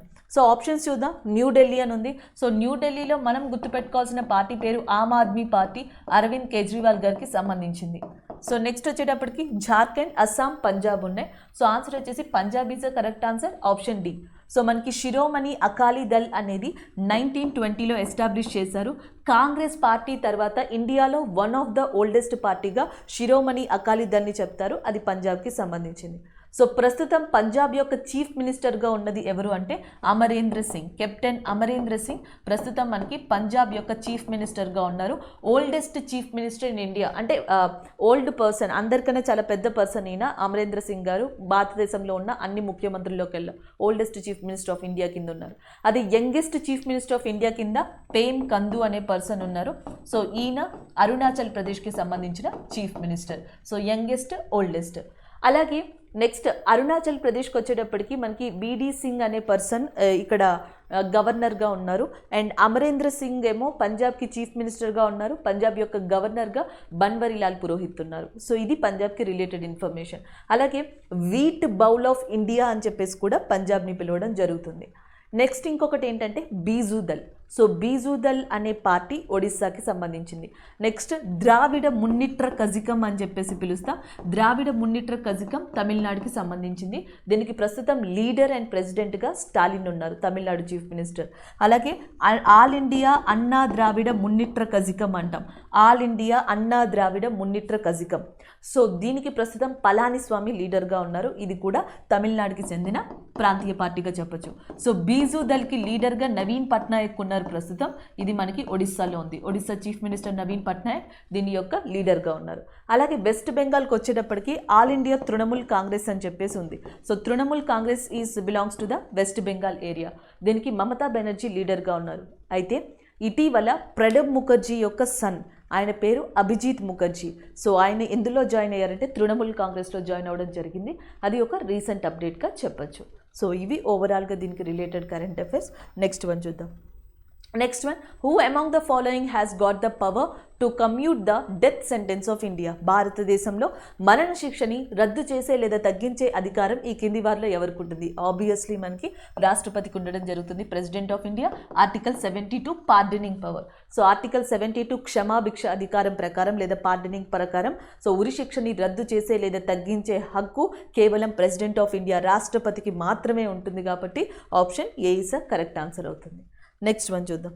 So next one, Lakshya Tera Samna Hai is the official Olympic theme song for the Tokyo Olympics 2020. Who is the composer and singer of the song? Lakshya Tera Samna high అనేది 2020 Olympic గేమ్స్కి సంబంధించి ఒక motivation ఇవ్వడానికి, వాళ్ళని చీరప్ చేయడానికి ఒక సాంగ్ని ప్రిపేర్ చేశారు. ఆ లక్ష్య తేరా సామ్నా ఏ సాంగ్ని ఎవరు ప్రిపేర్ చేశారని అడుగుతున్నారు. ఆప్షన్స్లో డిఫరెంట్ ఆప్షన్స్ ఇచ్చారు. Answer Mohit Chauhan is a correct answer, option C. Lakshya Tera Samna high ఒలింపిక్కి సంబంధించి ఇండియన్స్ని చీరప్ చేయడానికి ఉన్న సాంగ్, అది మోహిత్ చౌహాన్ రాశారు అండ్ పాడారు కూడా. కంపోజిషన్ చేసింది సింగర్ కూడా మోహిత్ చౌహాన్ గారే, అది గుర్తుపెట్టుకోవచ్చు. అలాగే హిందుస్థాన్ వే అనేది ఇంకొక సాంగ్ ఉంది, హిందుస్థాన్ వే. సో ఇది కూడా ఒలింపిక్ పర్సన్స్ కోసం రాసింది అండ్ కంపోజ్ చేసింది. సో దీన్ని కంపోజ్ చేసిన పర్సన్ ఎవరంటే ఏఆర్ రెహమాన్. అనన్య బిర్లా అనే పర్సన్తో కలిసి ఏఆర్ రెహమాన్ హిందుస్థాన్ వే అనే సాంగ్ని ప్రిపేర్ చేశారు, అది కూడా ఒలింపిక్ పర్సన్ కోసమే. నెక్స్ట్ వన్ చూద్దాం. సో నెక్స్ట్ వన్ వచ్చేటప్పటికి Pather Panchali was written by. So Pather Panchali అనేది ఎవరు రాశారు అని అడుగుతున్నారు. Option B is a correct answer. So that is nothing but Bibhuti Bhushan Bandopadhyay. So విభూతి భూషణ్ బందోపాధ్యాయ అనే పర్సన్ రాసిన బుక్ పేరు పతేర్ పంచాలి అనే book. So option B is a correct one. And the next one, who among the following is born in the year 1861. 1861లో ఎవరు జన్మించారని అడుగుతున్నారు. Rabindranath Tagore garu. So option D is a correct answer. ఆయనకి నోబెల్ లిటరేచర్ అవార్డ్, సాహిత్యం award అనేది 1913లో వచ్చింది. ఎందుకంటే ఆయన 1912లో రాసిన గీతాంజలి బుక్కి గాను. 1912లో గీతాంజలి అనే బుక్ని రాశారు. 1913లో ఆయనకి నోబెల్ సాహిత్య బహుమతి వచ్చింది. నోబెల్ బహుమతి వచ్చిన ఫస్ట్ ఇండియన్గా రవీంద్రనాథ్ ఠాగూర్ రికార్డ్ని క్రియేట్ చేశారు. ఆయన 1869లో జన్మించారు. And the next one, Swami Vivekananda birth date వచ్చి Jan 12th. సో అదే డేన మనకి నేషనల్ యూత్ డే కింద కూడా రికగ్నైజ్ చేయడం జరిగింది. నెక్స్ట్ మహాత్మా గాంధీ గారు వచ్చేటప్పటికి October 2nd, 1869, 1869లో ఈయన జన్మించారు మహాత్మా గాంధీ గారు. సో ఇవి ఓవరాల్గా రిలేటెడ్గా చెప్పచ్చు. Thank you. Welcome to IAC online classes. I am Lankeshwar Rao, General Science and Science and Technology faculty. In today's section, we are going to discuss about RRC Group D, 17th December 2018, Shift 1 లో జరిగినటువంటి physics bits గురించి చూద్దాం. So overall గా దీనిలో 11 bits అనేటువంటిది ఇచ్చారు. Okay, so దానిలో first question చూడండి. Question number 1. A car starting from rest accelerates in a straight road at a constant rate of 3 meter per second square for 8 seconds అనేటువంటిది ఇచ్చారు. Find the distance travelled by the car during this time అంటున్నాడు. Okay right. So ఒక car విశ్రాంతి స్థితి నుండి మొదలై నేరుగా road మీద కొంత త్వరణంతో 8 సెకండ్ల పాటు 3 మీటర్ల పర్ సెకండ్ స్థిర వేగంతో ప్రయాణించిన దాని దూరాన్ని కనుగొనండి అంటున్నాడు. ఓకే, సో కార్ అనేటువంటిది కనుక తీసుకున్నట్లయితే అది ఏంటంటే ఏమైంది, ఎస్పెషల్లీ ఇక్కడ మనం అబ్జర్వ్ చేయొచ్చు. సో రెస్ట్ పొజిషన్ నుంచి మూవ్ అయిందని చెప్తున్నాడు. ఓకే, సో రెస్ట్ పొజిషన్ నుంచి కాబట్టి తొలి వేగం అనేటువంటిది ఎప్పుడు కూడా ఓకే తొలి వేగం సో తొలి వేగం అనేటువంటిది ఎప్పుడు కూడా ఏమవుతుంది, ఇనిషియల్ వెలాసిటీ అనేటువంటిది 0 అవుతుంది. Okay right. నెక్స్ట్ టైం అనేటువంటిది ఇచ్చాడు. టైం అనేది 8 seconds అనేటువంటిది ఇవ్వడం జరిగింది. Next starting road at constant rate of 3 meter per second square అనేటువంటిది ఇచ్చాడు. Okay right. సో అది యాక్సిలరేట్ అవుతుంది అనేటువంటిది స్ట్రైట్ రోడ్ మీద. సో యాక్సిలరేటర్ త్వరణం అనేటువంటిది ఎంత ఇచ్చాడండి, త్వరణం. ఓకే, ఒక కార్ అనేటువంటిది నిశ్చల స్థితి నుంచి కదులుతుంది అని. ఓకే, సో కదులుతుంది కాబట్టి తొలి వేగం అనేది 0గా తీసుకుంటాం దానికి. బట్ అది రోడ్ మీదకి వెళ్ళినప్పుడు ఓకే, సో ఒక స్ట్రైట్ రోడ్ మీద వెళ్ళినప్పుడు సో దాని యొక్క త్వరణం అనేటువంటిది 3 meter per second square అనేటువంటిది ఇచ్చాడు, సెకండ్ స్క్వేర్. నెక్స్ట్ టైం అనేది ఇచ్చాడు. అయితే అది ఎంత దూరం ప్రయాణం చేసింది, ఓకే ఇంత కాలంలో ఇంత త్వరణం కనుక తీసుకున్నట్లయితే అది ఎంత దూరం అనేటువంటిది ప్రయాణం చేసింది అనేది అడుగుతున్నారు అనమాట. డిస్టెన్స్ అనేటువంటి దాన్ని అడుగుతున్నారు. సో స్ట్రైట్ లైన్ అంటున్నాడు కాబట్టి నథింగ్ బట్ స్ట్రైట్ రోడ్ అంటున్నాడు కాబట్టి displacement. Okay, so yes. So చలన సమీకరణాలు కనుక తీసుకున్నట్లయితే చలన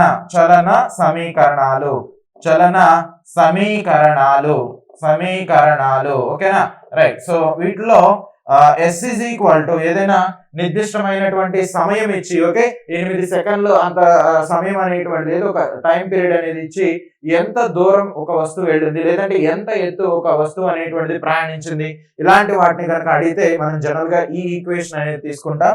సో మోషన్ ఆఫ్ లాస్ లో ఓకే మోషన్ ఈక్వేషన్స్ లో S is equal to ut plus half at square okay right. So ఇక్కడ u అంటే ఎంత అండి?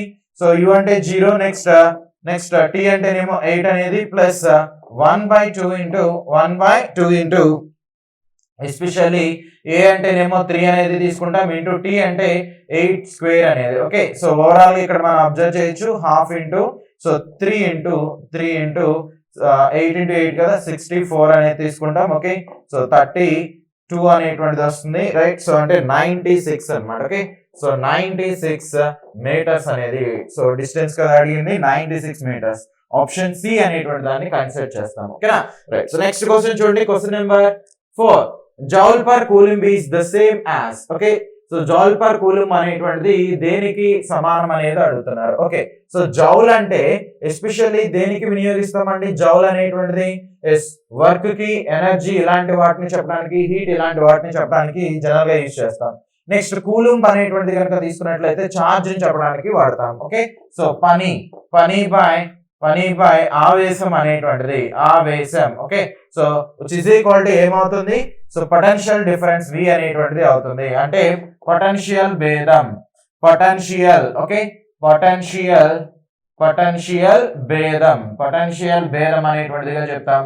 భేదం పొటెన్షియల్ డిఫరెన్స్ అంటారు ఓకే. సో దీనికి ఆన్సర్ వచ్చేసరికి ఆప్షన్ డి అనేటువంటిది అవుతుంది. సో పొటెన్షియల్ డిఫరెన్స్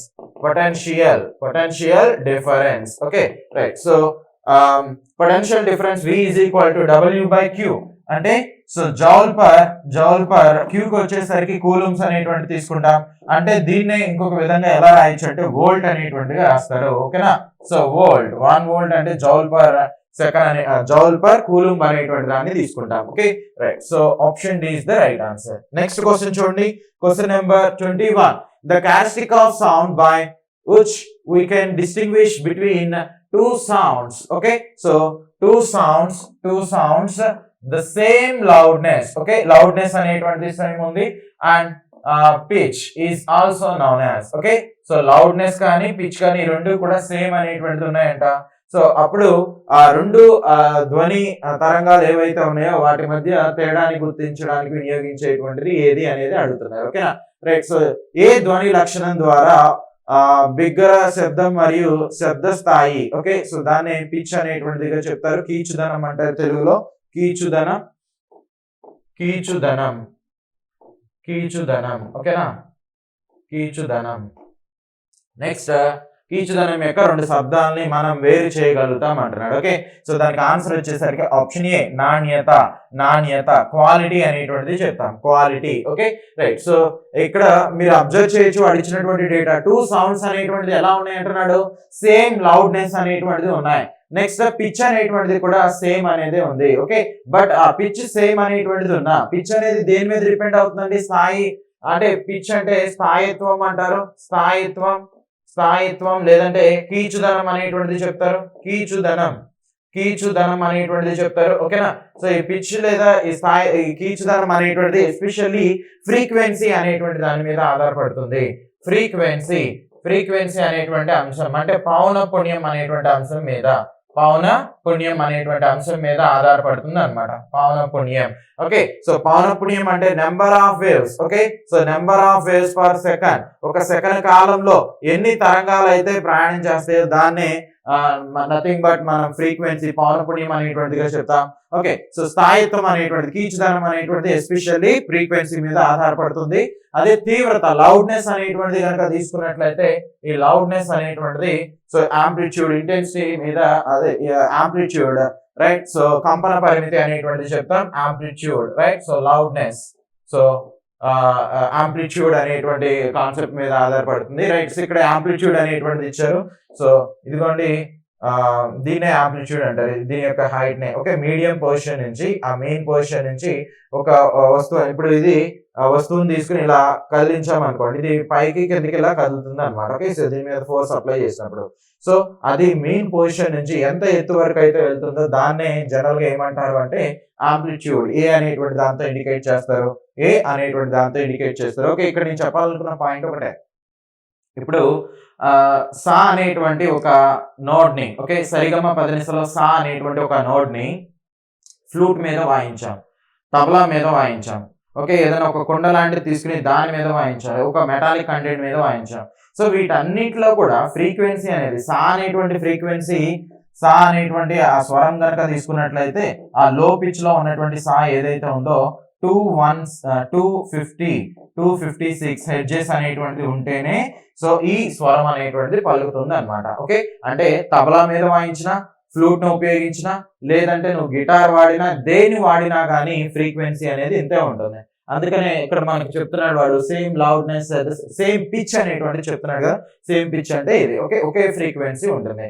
ఓకే ఆ లౌడ్నెస్ కూడా ఒకే విధంగా ఉంటుంది అంటున్నాడు. కాకపోతే ఏది వ్యత్యాసం ఉంటుంది, దాని యొక్క క్వాలిటీ. అంటే అర్థం ఏంటి, ఆ ఉన్నటువంటి 4 ఇన్స్ట్రుమెంట్ లో ఒక ఇన్స్ట్రుమెంట్ నుంచి ప్లే చేసినటువంటిది వినటానికి వినసొంపుగా ఉంటుంది అనమాట.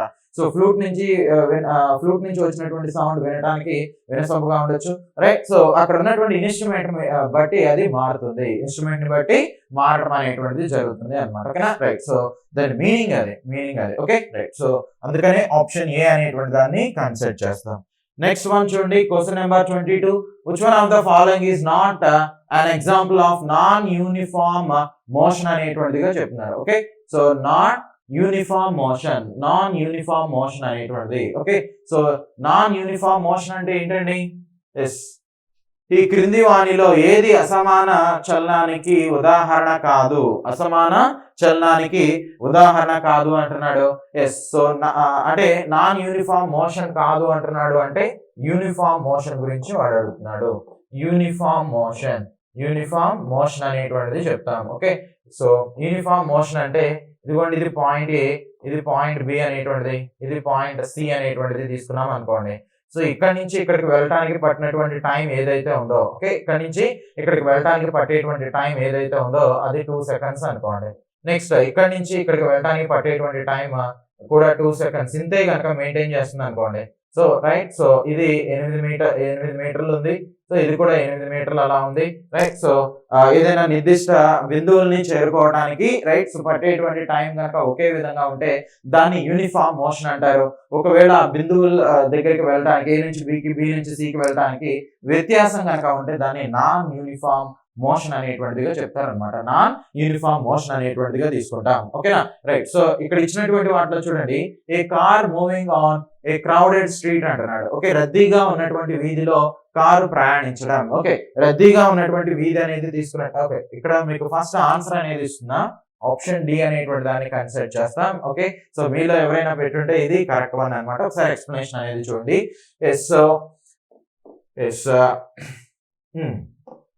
Crowded street. ఓకే ఒక స్ట్రీట్ లో ఒక కార్ అనేటువంటిది ఇలా పోతుంది. క్రౌడెడ్ స్ట్రీట్ అంటున్నాడు అంటే ఒక చోట ఎక్కువగా ఉండొచ్చు, రైట్. సో అంతా ఒకే విధంగా ఉండాలని ఏం రూల్ ఏం లేదు కదా, ఒక చోట ఎక్కువ ఒక చోట తక్కువ ఉంటుంది. అంటే సో ఇక్కడ ఎక్కువగా ఉన్న చోటేమో ఇది చాలా తక్కువ వేగంతో వెళ్తుంది, తక్కువగా ఉన్న చోటేమో వేగంలో మార్పు అనేటువంటిది వస్తుంది, కాలంలో కూడా మార్పు అనేటువంటిది వచ్చేస్తుంది, రైట్. సో అందుకని ఆప్షన్ ఏ అనేటువంటి దాన్ని కన్సిడర్ చేయం. Okay right. Next option B అనేది చూడండి, a person jogging in a park అంటున్నాడు. Jogging in a park. Yes so మనం ఏదైనా ఒక సినిమా చూసిన తర్వాత సో దానిలో హీరోని చూసి ఇన్స్పైర్ అవుతాం, లేదంటే హీరోయిన్ చూసి లేడీస్ ఇలా ఇన్స్పైర్ అనేటువంటిది కావచ్చు. సో ఏంటంటే 0 ప్యాక్ కానీ లేడీస్ జనరల్ గా 0 ప్యాక్ అని, జెంట్స్ కనుక తీసుకుంటే especially 3 pack, okay so sorry 6 pack 8 pack అనేటువంటి దాని గురించి ఎక్కువగా ట్రై చేస్తూ ఉంటారు.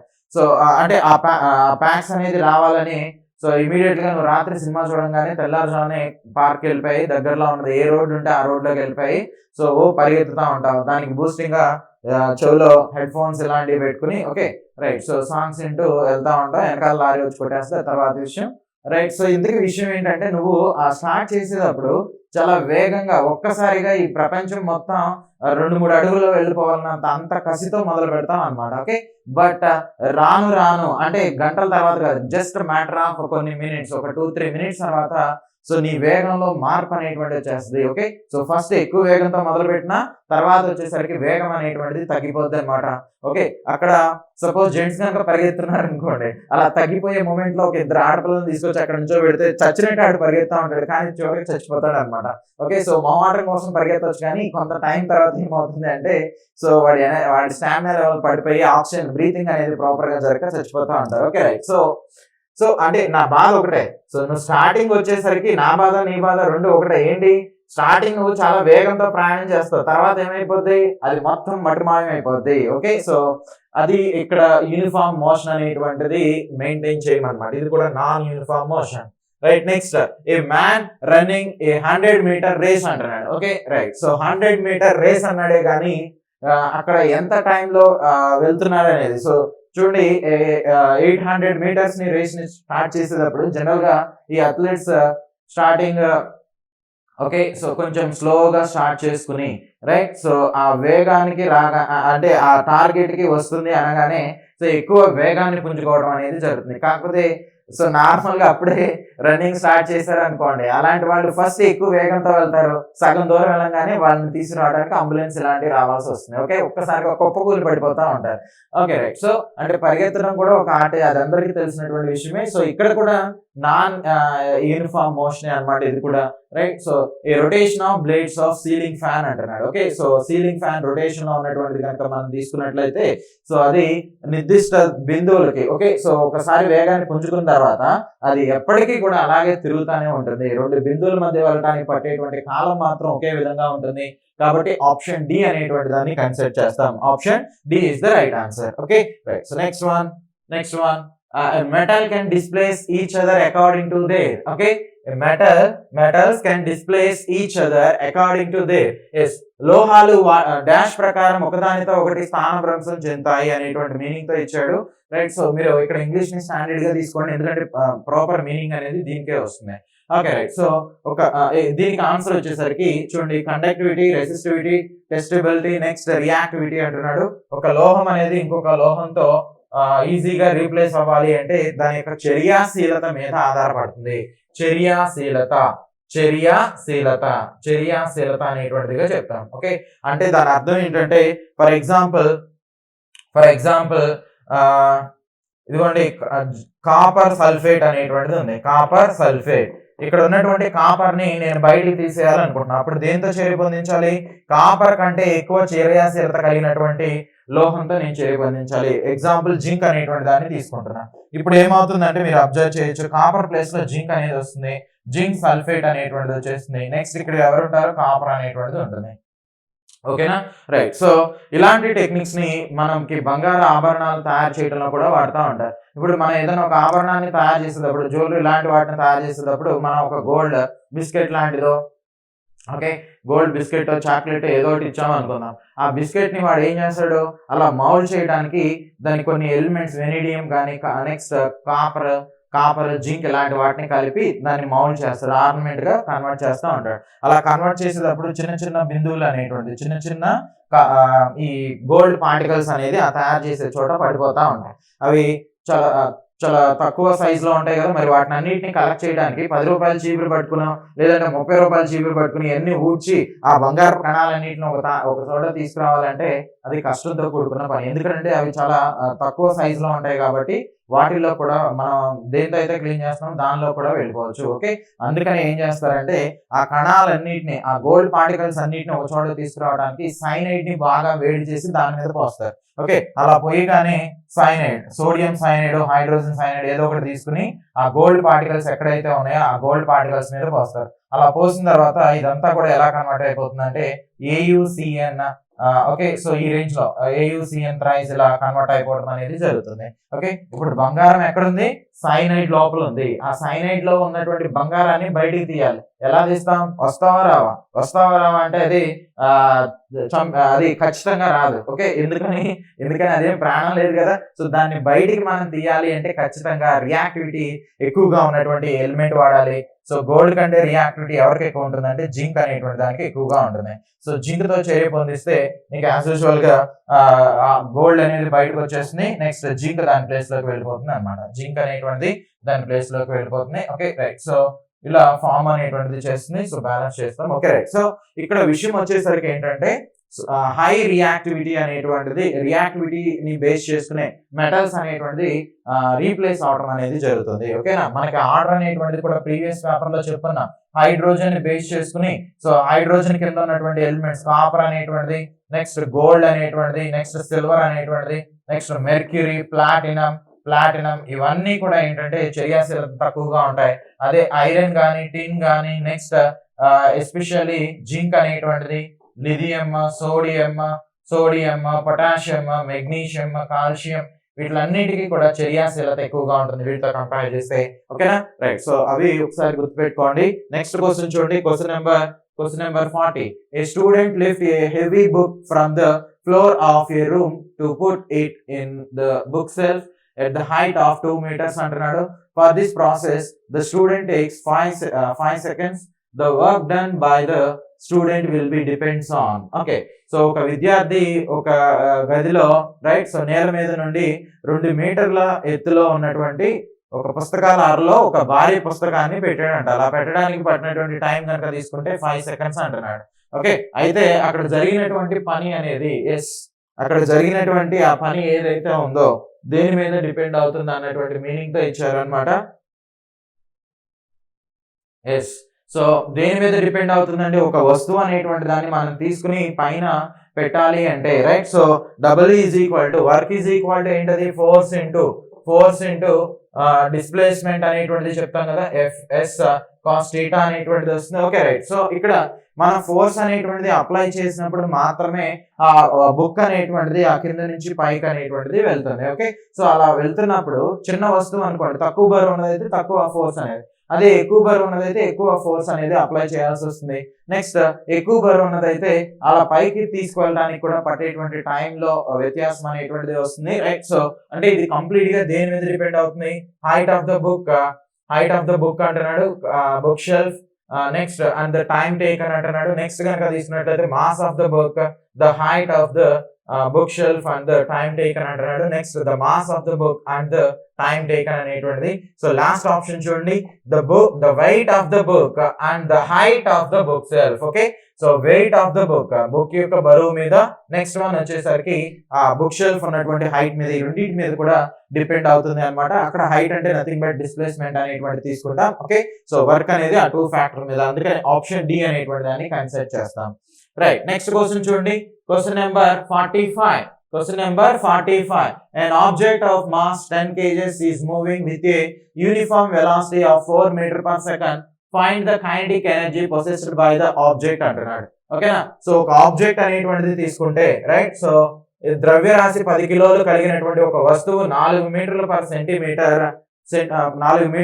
సెకండ్ ఏకరీతి వేగంతో కదులుతుంది. అయితే ఆ వస్తువు కలిగి ఉన్నటువంటి గతి శక్తి, ఇలాంటి క్వశ్చన్ వాడు ఇచ్చాడంటే వాడి జీవితంలో మర్చిపోలేనిటువంటి మనం బుద్ధి చెప్పాలి. ఎందుకంటే మొత్తం నీకు ఈ చిన్న formula K is equal to ½ mv² అనేటువంటి ఫార్ములా కనుక తెలిసిందంటే ఈ క్వశ్చన్ చచ్చిపోయిందనే లెక్క. Okay right. సో అంటే ఇక్కడ చూడండి, మాస్ అనేటువంటిది ఎంత ఇచ్చాడు? 10 kgs అనేటువంటిది ఇచ్చాడు. నెక్స్ట్ వెలాసిటీ అనేటువంటిది యూనిఫామ్ వెలాసిటీ అన్నాడు రైట్. సో అక్కడ 4 మీటర్ పర్ సెకండ్ అనేటువంటిది రైట్. సో ఈ రెండింటిని తీసుకుని m ఇచ్చాడు, v ఇచ్చాడు, k కనుక్కోమన్నాడు. ఇంకేంటి మనకి కావాల్సింది right. So half into m అంటే సో 10 ఇంటూ v అంటే 4 స్క్వేర్ అనేటువంటిది తీసుకుంటాం. ఓకే, సో ఇది 5 టైమ్స్ పోతుంది. ఫైనల్ గా మనకి ఇది ఒక 16 ఇంటూ 5 అంటే ఎస్పెషల్లీ 80 అనేటువంటి దాన్ని తీసుకుంటాం. ఓకే, ఇక్కడ వచ్చిన తర్వాత అసలైన విషయం ఉంది రైట్. సో చూసుకో, 80 జౌల్స్, 80 వాట్స్, 80 న్యూటన్స్, 80 పాస్కల్, ఏది అయిపోయింది రైట్.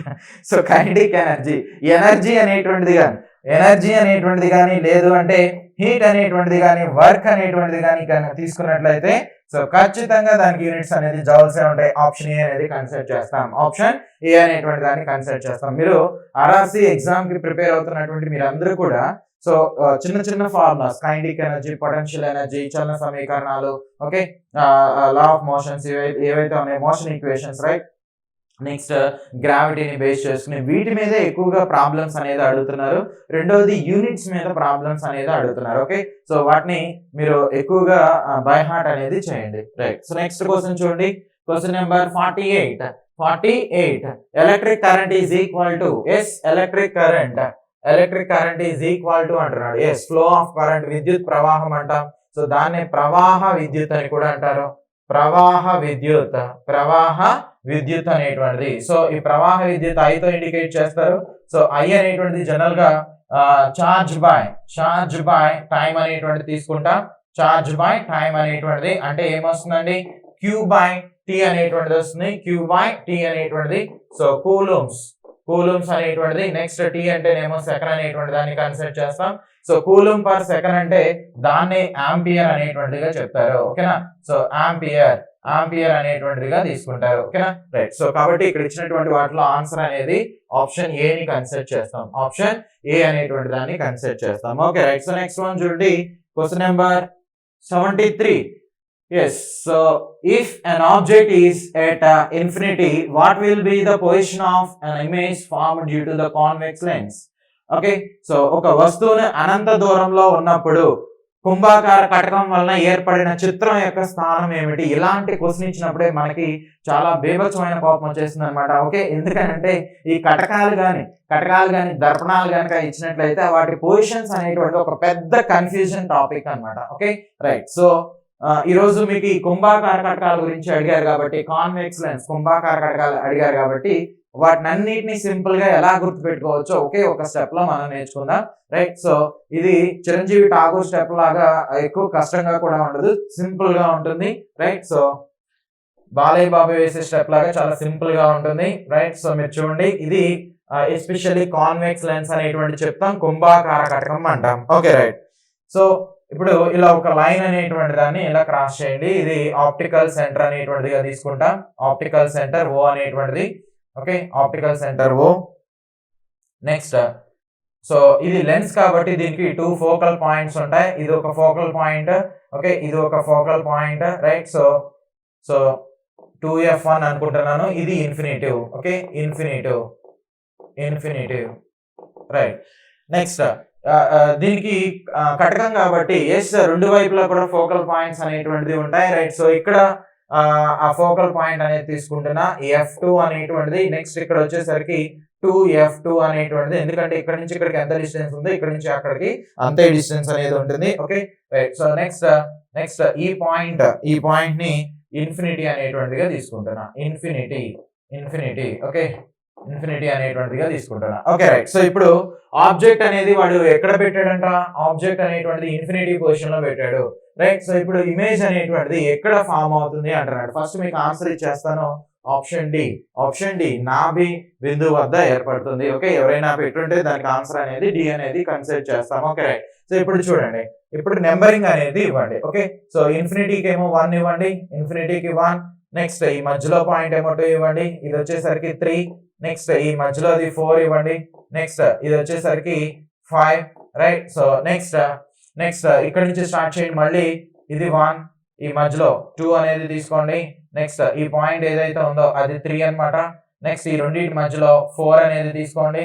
నెక్స్ట్ ఈ పాయింట్ ఇన్ఫినిటీ దగ్గర 5 అనేటువంటి దాన్ని పెట్టండి. Okay, right. సో ఇప్పుడు చూడండి, మీరు ఆబ్జెక్ట్ ని 1 దగ్గర పెడితే ఇమేజ్ అనేది ఎక్కడ వస్తుంది? 1 దగ్గర వస్తుంది.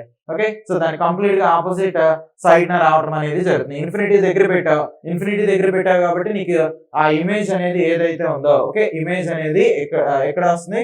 ఫోకస్ దగ్గర వస్తుంది. ఫోకల్ పాయింట్ అంటే ఇదే. ఓకే, మాస్టర్ మరి F2 అని ఇలా ఇవ్వలేదు కదా, ఇక్కడ F అంటే ఫోకల్ ఏనండి. అది మనకి తెలుసుకోవడం కోసం నేను F1 F2 అనేటువంటి పాయింట్స్ పెట్టానే తప్ప దానిలో పెద్ద బీభత్సమైన కాన్సెప్ట్ ఏమీ లేదు. Okay, right. సో ఇక్కడ 1 దగ్గర పెడితే మనకి ఇమేజ్ అనేటువంటిది ఇక్కడ ఫామ్ అవుతుంది, రైట్. సో ఎప్పుడు కూడా గుర్తుపెట్టుకోండి, ఆబ్జెక్ట్ అనేటువంటిది ఇటు ఉన్నప్పుడు ఇమేజ్ కనుక ఈ కటకానికి వెనక కనుక వేడపడుతుంది, అది ఎప్పుడు కూడా రియల్ ఇమేజ్ అనేటువంటిది తీసుకుంటాం, ఓకేనా. Real image, real and inverted image అనేటువంటిది ఫామ్ అవుతుంది. ఇన్వర్టెడ్ ఇమేజ్ అనేటువంటిది ఫామ్ అవుతుంది. ఎక్కడ కేస్ 1 లో. కేస్ 1 అంటే ఎక్కడ పెట్టాం, దాన్ని తీసుకెళ్లి ఇన్ఫినిటీ దగ్గర పెట్టాం. నెక్స్ట్ కేస్ 2 లో, రైట్. సో ఇక్కడ ఇమేజ్ అనేది చాలా డిమినిష్డ్ గా, అంటే చాలా చాలా తక్కువ అన్నమాట, ఒక చిన్న చుక్కలాగా ఉంటుంది, రైట్. సో అది ఇదిగో F2 దగ్గర అసలు మనకి కనిపించింది కూడా కనిపించింది, అంత చిన్నగా ఉంటుంది. నెక్స్ట్ అదే ఆబ్జెక్ట్ అనేటువంటిది 2 దగ్గర పెట్టామనుకోండి, ఆబ్జెక్ట్ అనేటువంటిది ఈ 2 దగ్గర పెడితే అప్పుడు మనకి ఇమేజ్ అనేది 2 దగ్గర, ఇక్కడ ఇమేజ్ అనేది ఇక్కడ ఫామ్ అవుతుంది ఇటు సైడ్ 2 దగ్గర. సో అది ఎలా ఉంటుంది, రియల్ అండ్ ఇన్వర్టెడ్ అనేటువంటిది ఉంటుంది. నెక్స్ట్ 3 దగ్గర పెట్టాం, 3, రైట్. సో 3 దగ్గర పెడితే ఇదిగోండి 3 దగ్గర ఏర్పడుతుంది. సో ఇక్కడ ఎంత సైజ్ అయితే ఉంటుందో అంతే సైజ్ లో ఏర్పడుతుంది, రైట్. బట్ ఇన్వర్టెడ్ లో ఏర్పడుతుంది. ఇన్వర్టెడ్ అంటే ఇక్కడ కింద ఏర్పడుతుంది. నువ్వు ఆబ్జెక్ట్ ని పైన పెడితే, ఆబ్జెక్ట్ ని ఇక్కడ పెడితే ఇమేజ్ అనేది ఇదిగోండి ఇక్కడ వస్తుంది, బట్ రెండింటి యొక్క హైట్ అనేది ఒకే విధంగా ఉంటుంది, ఓకే. సో కేస్ 4 లో, కేస్ 4 తీసుకుంటే ఇది 4 దగ్గర పెట్టాం, ఇదిగోండి ఇక్కడ 4 దగ్గర వస్తుంది, అంటే బియాండ్ 2F2 అనేటువంటి తీసుకుంటాం, అక్కడ కూడా రియల్ అండ్ ఇన్వర్టెడ్. నెక్స్ట్ 5 దగ్గర పెట్టాం, 5 దగ్గర పెట్టినప్పుడు ఎస్ ఇక్కడ నీకు ఇన్ఫినిటీ దగ్గర ఫామ్ అవుతుంది, ఇదిగో ఫోకస్ ఇటువైపు పెట్టినప్పుడు ఇన్ఫినిటీ దగ్గర ఫామ్ అవుతుంది. సో ఇక్కడ కూడా రియల్ అండ్ ఇన్వర్టెడ్ అనేటువంటిది వస్తుంది. కానీ కేస్ 6 అన్నమాట, ఓకే. సో కేస్ 6 అంటున్నావు, నువ్వు రాసిందేమో అక్కడ 5 ఉన్నాయి, 6 ఎక్కడి నుంచి వచ్చింది.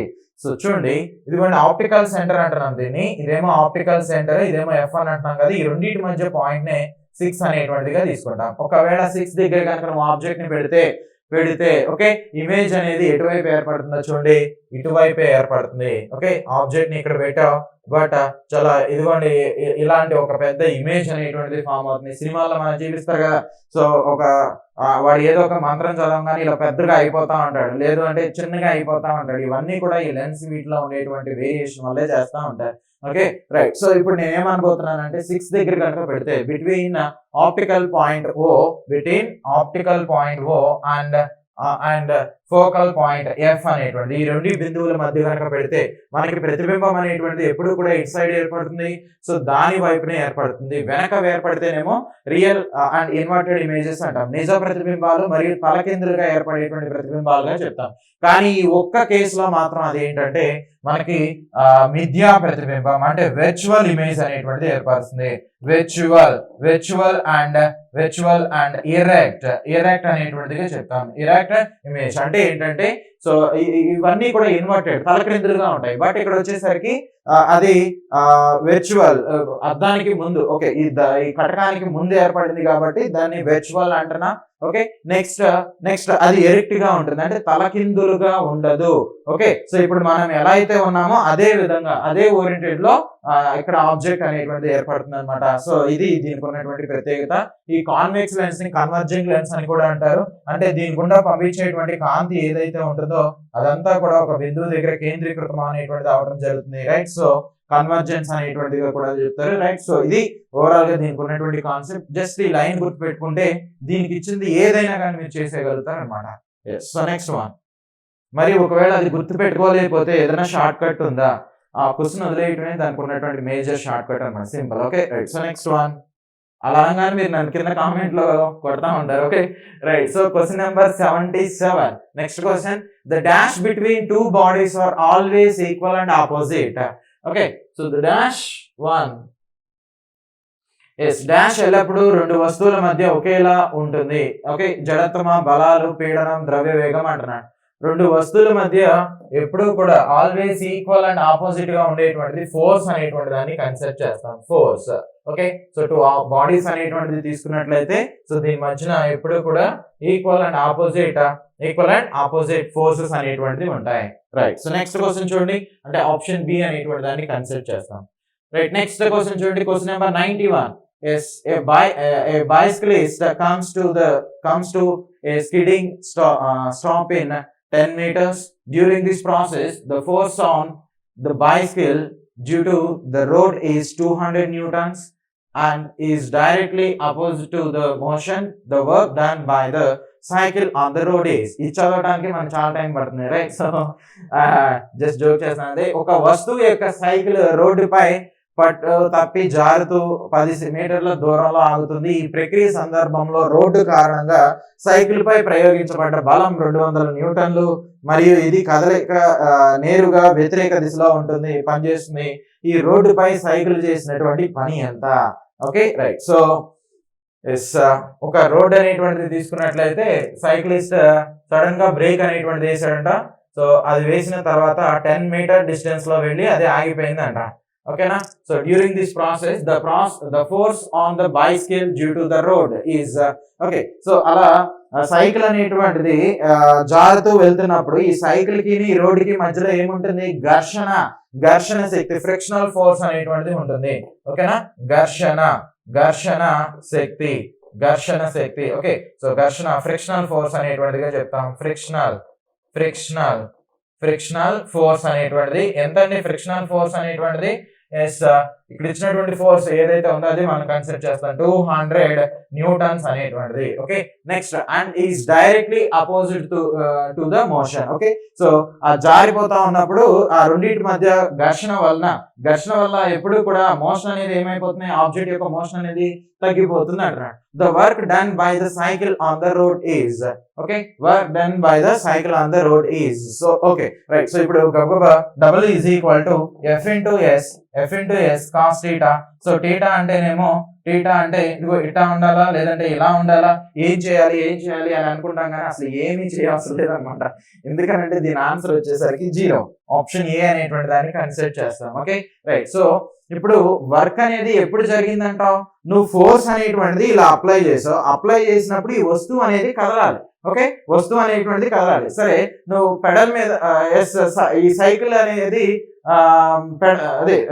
అనేది అలా జారుతూ వెళ్తున్నప్పుడు దేని మీద ఫోర్స్ అనేది అప్లై చేస్తుంది? రోడ్డు మీద ఫోర్స్ అనేది అప్లై చేస్తుంది. మరి రోడ్ అక్కడి నుంచి ఆకాశంలోకి ఎక్కడికైనా ఎగురుతుందా? అక్కడే ఉంటుంది. రోడ్ అనేటువంటిది కదలట్లేదు.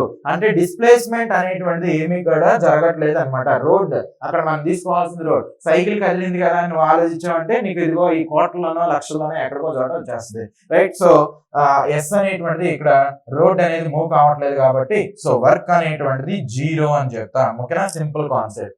సో ఈ క్వశ్చన్ అర్థమైతే మనం ఈజీగా ఇలాంటి వాటిని చేయగలుగుతాం.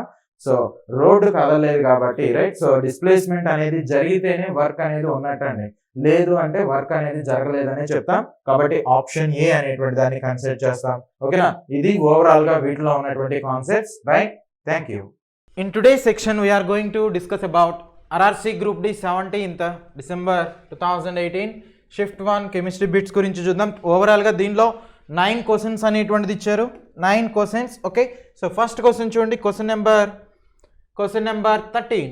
Electronegativity from left to right in a row in the periodic table and electropositivity from left to right in a row in the periodic table. Okay.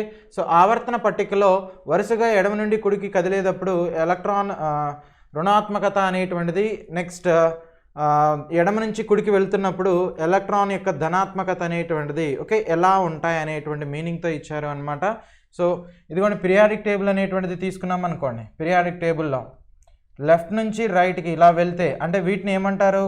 So పీరియడ్లు అనేటువంటిదిగా చెప్తారు. పీరియడ్స్. ఓకే. సో పీరియడ్లు అనేటువంటిదిగా తీసుకుంటారు.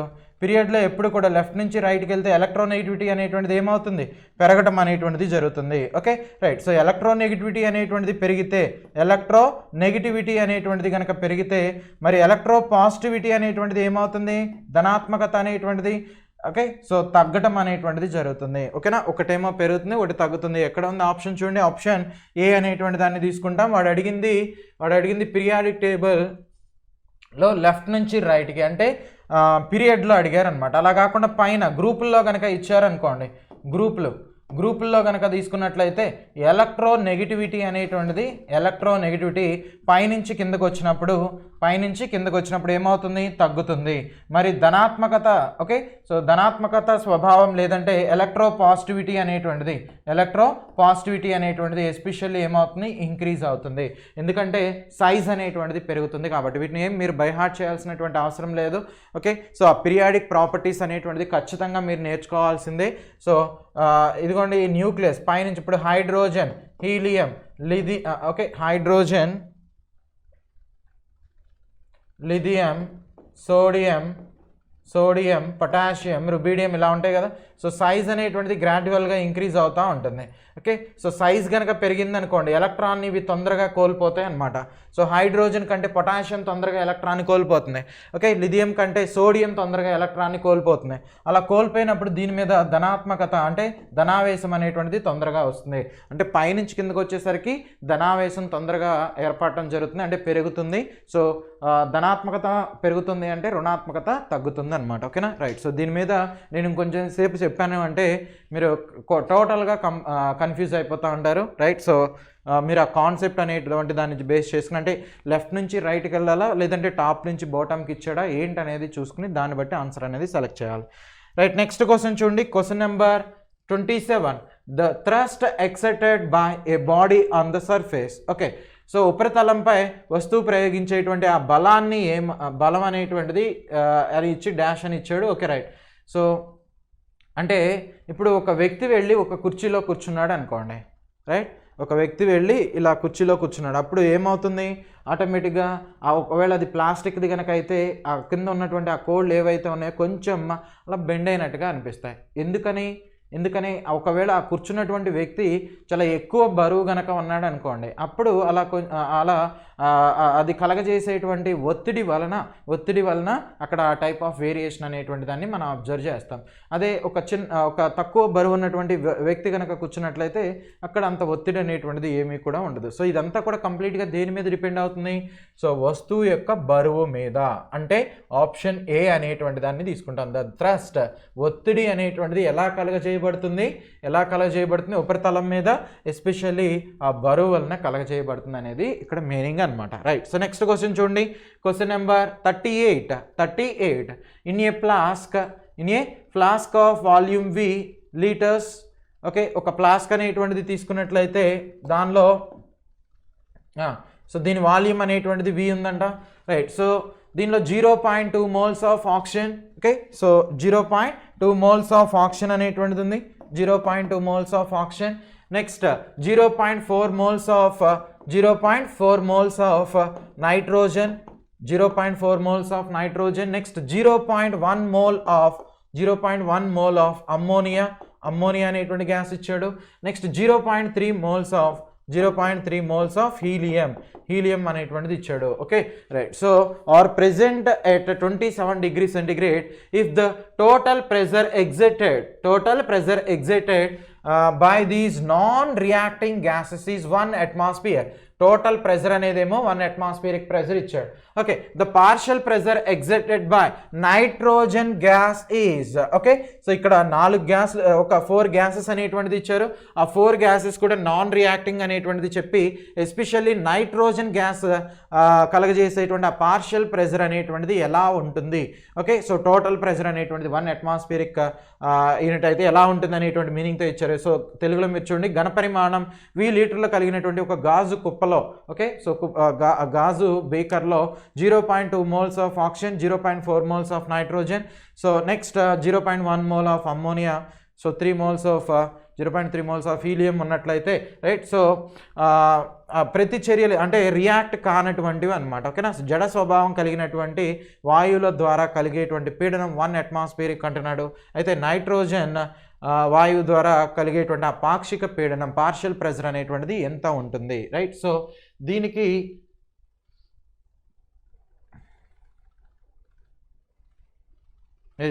దీనికి మీరు సాల్వ్ చేసినట్లయితే so answer అనేటువంటిది ఎవరైనా చేసినట్లయితే ఆన్సర్ అనేది ఆప్షన్ డి వస్తుందండి. ఆప్షన్ డి అనేటువంటిది వస్తుంది. Okay, right. సో ఎలా వచ్చిందో ఒకసారి ఎక్స్ప్లెనేషన్ అనేటువంటిది చూద్దాం. So partial pressure is equal to formula అనమాట. So mole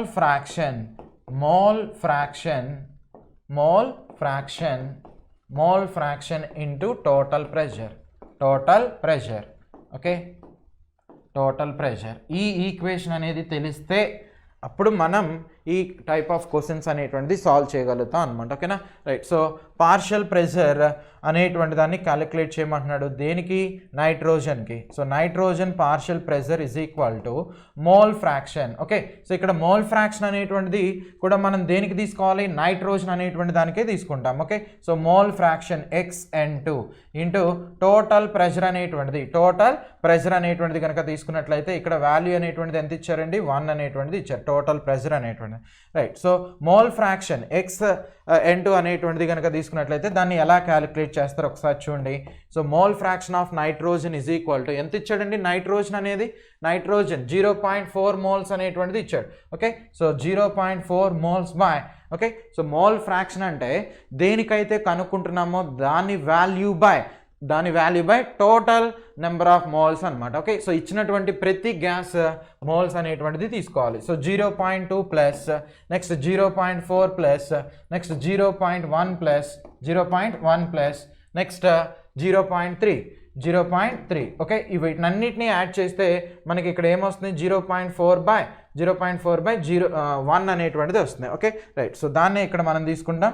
so PN2 is equal to 0.4 by ఓవరాల్గా యాడ్ చేస్తే 1.0 అనేటువంటిది వస్తుంది ఇంటూ టోటల్ ప్రెషర్ అనేటువంటిది ఎంత ఇచ్చాడు మనకి, 1 అనేటువంటిది ఇచ్చాడు. సో ఫైనల్గా ఇక్కడ ఏమొస్తుందండి, 0.4 ఇది ప్రెషర్ కాబట్టి అట్మాస్ఫియరిక్ యూనిట్స్ అనేటువంటి దాన్ని మనం కన్సిడర్ చేస్తాం. Okay right. సో అంటే ఆన్సర్ డి అనేటువంటిది అవుతుంది అనమాట, answer D. Okay right. So next question చూడండి, question number 61. An element has an atomic number 15 with which of the following element will it show similar chemical properties అంటున్నాడు. ఒక మూలకం యొక్క పరమాణు సంఖ్య 15 అంట. అయితే క్రింది వాటిలో ఈ ఎటువంటి లక్షణాన్ని, ఓకే, ఏ ఎలిమెంట్ యొక్క లక్షణానికి ఇది దగ్గరగా ఉంటుంది అనేటువంటి మీనింగ్తో ఇచ్చాడు అనమాట. సో అక్కడ అంత అర్థం ఉంది, మీరు అర్థం చేసుకోవాలి. రైట్. సో ఇక్కడ చూడండి, సో అటామిక్ నెంబర్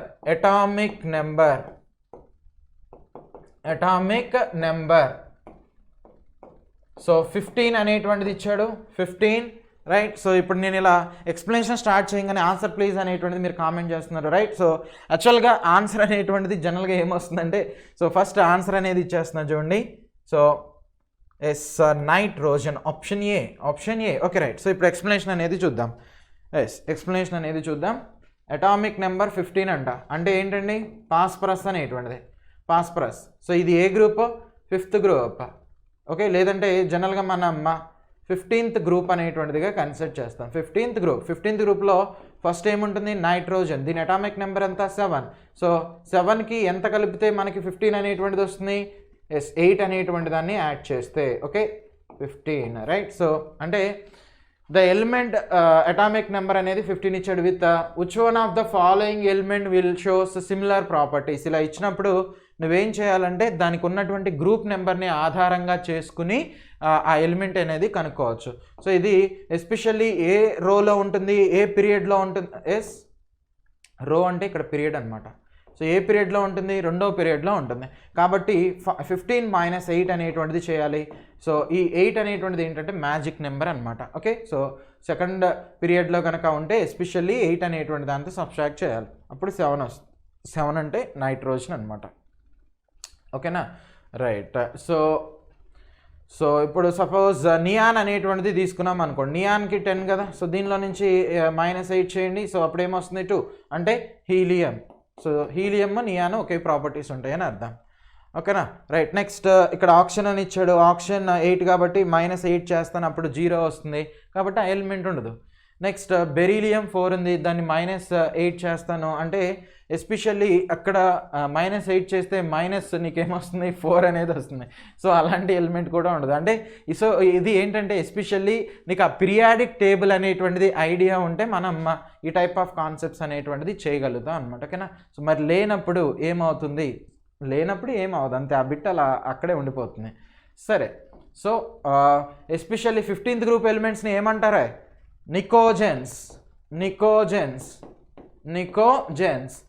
నికోజెన్స్ అంటే నైట్రోజన్ ఫ్యామిలీనే, నైట్రోజన్ ఫ్యామిలీని నికోజన్ అంటారు. అంటే అంటే 15th group ఎలిమెంట్స్ని 15th group elements ఏవైతే ఉన్నాయో సో వాటినే లేదంటే 5th A గ్రూప్ ఎలిమెంట్స్ ఏవైతే ఉన్నాయో వాటిని నికోజన్స్ అంటారు. ఏమేమి వస్తాయి దీనిలో? Nitrogen, phosphorus, arsenic, antimony, bismuth. Okay, so bismuth ఈ టైప్ ఆఫ్ ఎలిమెంట్స్ అనేటువంటిది జనరల్గా కన్సిడర్ చేయడం అనేది జరుగుతుంది. సో రీసెంట్గా కనుక్కున్నటువంటి మాస్కో ఇలాంటి వాటిని కూడా తీసుకుంటాం.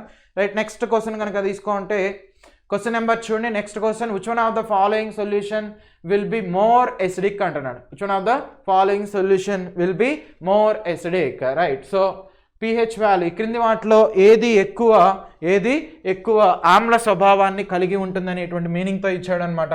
ఆమ్ల స్వభావాన్ని కలిగి ఉంటుంది అనేటువంటి meaning. pH is equal to 2. Right, so దీని ఆన్సర్ ఏంటంటే yes, pH is equal to 0. pH is equal to 0. Right, so pH scale కనుక తీసుకున్నట్లయితే 0 to 14 కదా. ఎస్పెషల్లీ దాని ఇక్కడ సెంటర్ వచ్చేసరికి 7గా తీసుకుంటాం. సో 7 నుండి 0 వైపుకి వెళ్తుంటే ఎసిడిక్ క్యారెక్టర్ ఎప్పుడు కూడా డిక్రీజ్ అవుతుంది, ఎసిడిక్ నేచర్ ఎప్పుడు కూడా డిక్రీజ్ అవుతుంది. అంటే pH is equal to 0.1, pH is equal to 2 ఉందనుకోండి. ఈ రెండిట్లో ఏది హైలీ ఎసిడిక్ అంటే ఏది బలమైన ఆమ్లం అంటే pH is equal to 0.1 ఉన్నది. అంటే pH విలువ కనుక తగ్గితే ఎస్పెషల్లీ 7 కంటే తక్కువ ఉన్నప్పుడు, ఇక్కడ కండిషన్ కూడా గుర్తుపెట్టుకోండి, 7 కంటే తక్కువగా ఉన్నప్పుడు pH విలువ కనుక తగ్గితే అప్పుడు అది బలమైన ఆమ్లం అవుతుంది. ఓకే, ఒకవేళ 7 to 14 కనుక వెళ్తున్నాం అనుకోండి అంటే క్షార స్వభావం అనేది బేసిక్ నేచర్ అనేటువంటిది ఇంక్రీజ్ అవుతుంది అనమాట. So pH is equal to 8 అనేటువంటిది తీసుకుంటాం. So pH is equal to 13 అనేది తీసుకోండి. ఈ రెండిట్లో ఏది బలమైన క్షారము అని అడిగితే సో 13 అనేటువంటి దాన్ని తీసుకుంటాం. ఓకేనా, ఇక్కడ వాల్యూ పెరిగితే నేచర్ దాని యొక్క స్వభావం కూడా పెరుగుతుంది, కానీ ఇక్కడ వాల్యూ అనేటువంటిది పెరిగితే దాని స్వభావం ఆమ్ల స్వభావం అనేటువంటిది తగ్గుతుంది. సో జనరల్గా ఈ స్కేల్ని ఎవరు ఇంట్రడ్యూస్ చేశారు అంటే సోరెన్ సేన్ అనేటువంటి శాస్త్రజ్ఞుడు ఇంట్రడ్యూస్ చేయడం జరిగింది. So pH is equal to negative logarithm of H+ concentration అనేటువంటిదిగా చెప్తాం. Negative logarithm of H+ concentration అనేటువంటిది. ఓకేనా, రైట్, సో ఇది దీనికి ఉన్నటువంటిది. లెస్ దాన్ 7 ఉంటేనేమో యాసిడ్స్ అంటారు, లెస్ దాన్ 7 ఉంటే యాసిడ్స్ అంటారు. ఏంటది pH వాల్యూ? సో pH అంటే పొటెన్షియాలిటీ ఆఫ్ హైడ్రోజన్ అనమాట.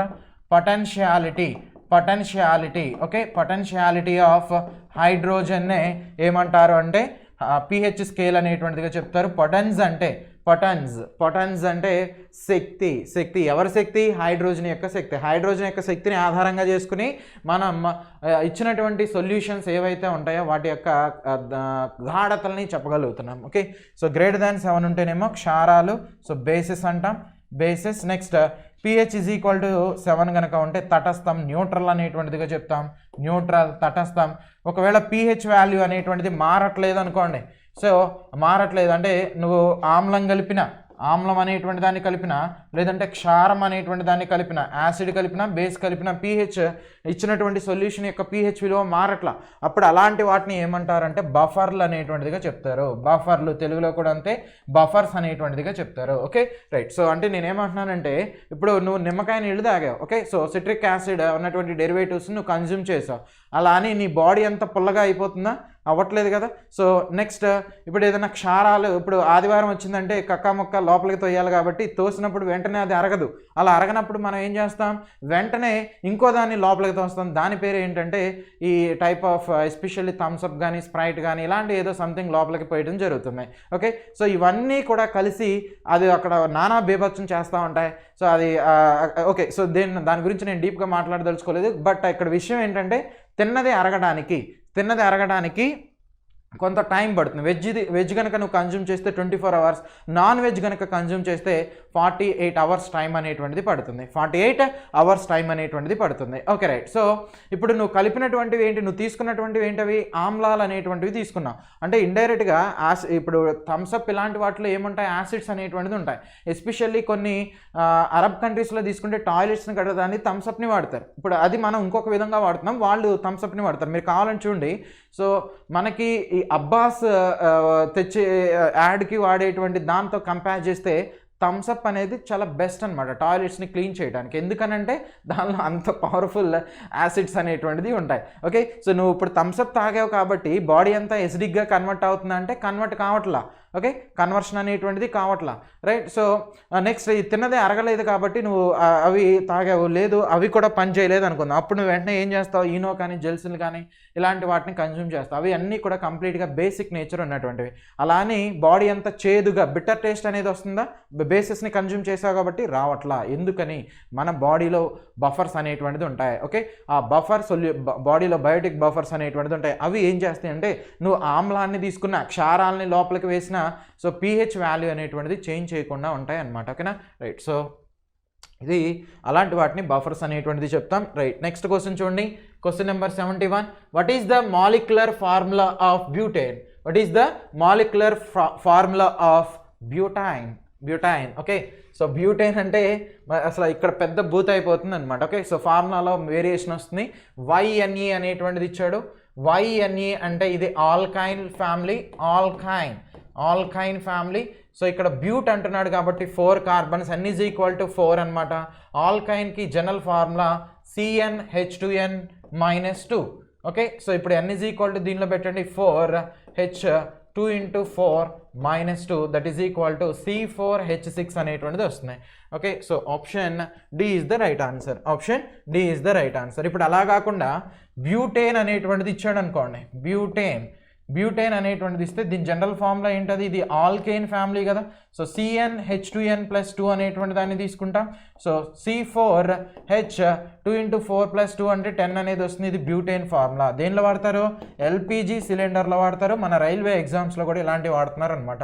ఓకేనా, రైట్. సో బ్యూటేన్ కానీ ఐసోబ్యూటేన్ ఇలాంటి వాటిని జనరల్గా ఇస్తూ ఉంటారు. సో అప్పుడప్పుడు చూస్తామండి, రైట్. నెక్స్ట్ వన్ చూడండి, butene. Okay, right. So butene అంటే ఇక్కడ ఆల్కీన్ ఫ్యామిలీ అనమాట. ఆల్కీన్ ఫ్యామిలీకి ఫార్ములా CnH2n అనేటువంటిది చెప్తాం, రైట్. సో ఇక్కడ N ఈజ్ ఈక్వల్ టు 4 అనేది అయినప్పుడు C4H8 అనేటువంటిది వస్తుంది. ఓకే, సో జనరల్ ఫార్ములా అనేటువంటిది తెలిస్తే, ఇదిగోండి ఆల్కేన్కి జనరల్ ఫార్ములా CnH2n+2, దీనిలో నుంచి 2 సబ్స్ట్రాక్ట్ చేయండి, CnH2n వస్తుంది. దీనిలో నుంచి ఒక 2 తీసేయండి, అప్పుడు మనకి CnH2n-2 అనేటువంటిది వస్తుంది. Okay, right. సో ఇది ఈ ఎసిటిలిన్ అనమాట. ఇది కూడా ఆల్కైన్ ఫ్యామిలీ.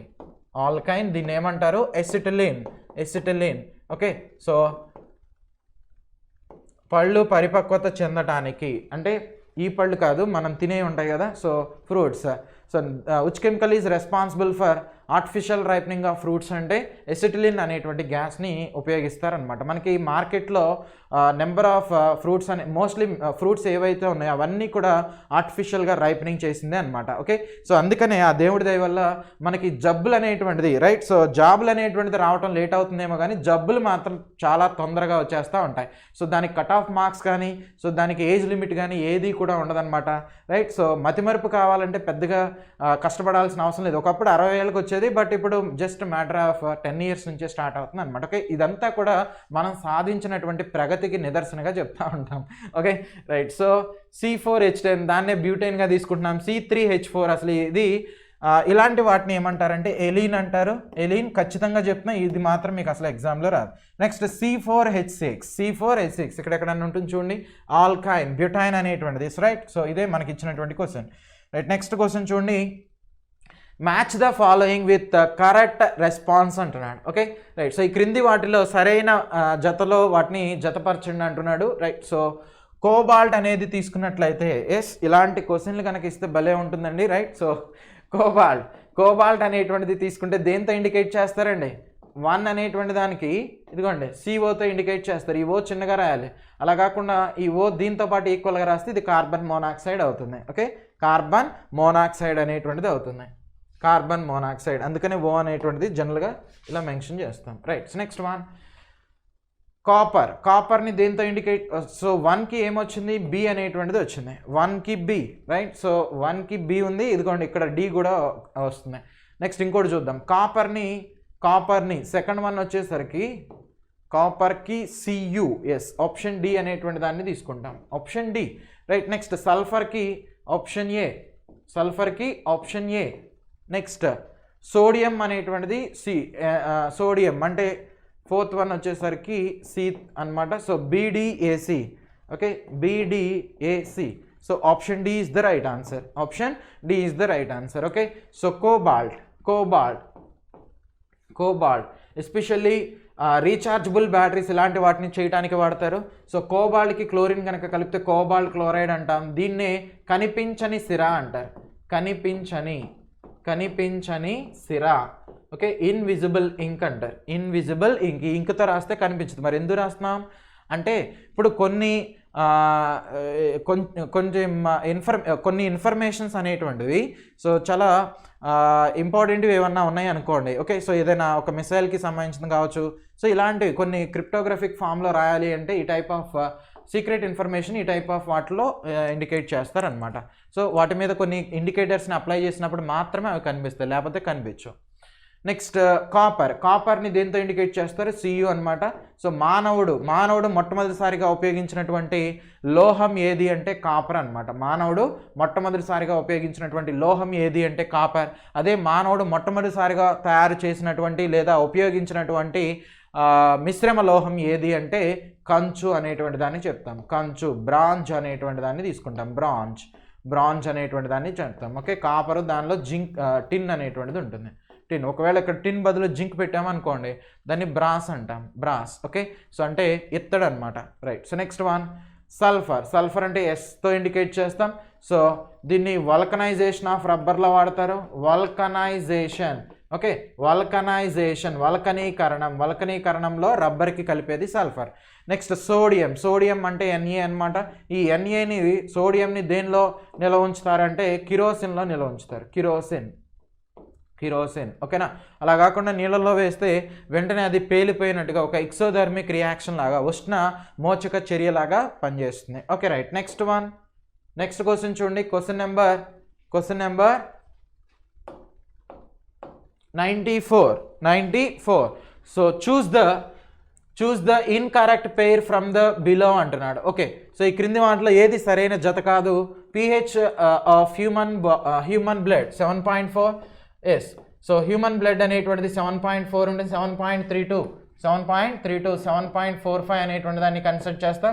సో వాడు ఇచ్చింది అప్రాక్సిమేట్లీ కరెక్టే. Next pH of caustic soda 5 అనేటువంటిది ఇచ్చాడు. Caustic soda NaOH. Okay, NaOH sodium హైడ్రాక్సైడ్ని ఏమంటారు అంటే కాస్టిక్ సోడా అంటారు. సో దీని యొక్క pH వాల్యూ అనేటువంటిది అరౌండ్ 13.9 అలా ఉంటుంది. దీనికి యూనిట్స్ ఏమీ ఉండవు. ఓకే, కాస్టిక్ సోడా అంటే సోడియం హైడ్రాక్సైడ్ అనమాట. సోడియం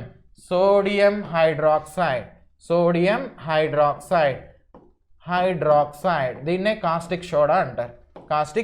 సో వాడు ఇచ్చింది 5 కాబట్టి option B is the right answer. Okay, right. So pH of lemon juice 2.2 correct. Next pH of vinegar 2.8.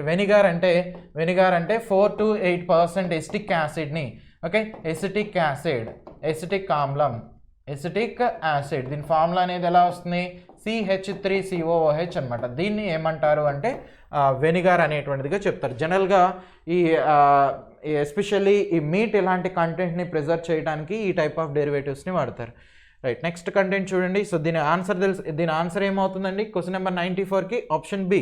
So ఇది రాంగ్ ఆన్సర్ అనమాట. So last question number 98. What was the position of noble gases in the Mendeleev periodic table? Okay, so Mendeleev ఆవర్తన పట్టికలో జడవాయువుల యొక్క స్థానం ఎక్కడ ఉంటుంది? So దీన్ని మనల్ని అడిగాడు కాబట్టి ఓపిక్గా చెప్తున్నాం, కానీ ఇదే మ్యాండలీఫ్ని కనుక అడిగితే ఖచ్చితంగా నాకు తెలియదు అంటాడు అనమాట. ఎందుకని? ఆయన పీరియడ్లో అసలు ఈ నోబెల్ గ్యాసెస్ అనేటువంటి వాటిని కనుగొనబడలేదు. ఓకే, ఆయన పీరియడ్లో ఆ సమయానికి నోబెల్ గ్యాసెస్ అనేటువంటిది అసలు కనుగొనబడలేదు అనమాట. Right. So noble gases were not discovered by the time. Okay, option C అనేటువంటి దాన్ని కన్సిడర్ చేస్తాం. ఆయన పీరియడ్లో ఉన్నటువంటిది 63 ఎలిమెంట్సే. ఓకే, సో ఆ 63 ఎలిమెంట్స్ని ఆయన ఉపయోగించి పరమాణు ద్రవ్యరాశి అనేటువంటి ధర్మం ఆధారంగా, ఓకేనా, పరమాణు ద్రవ్యరాశి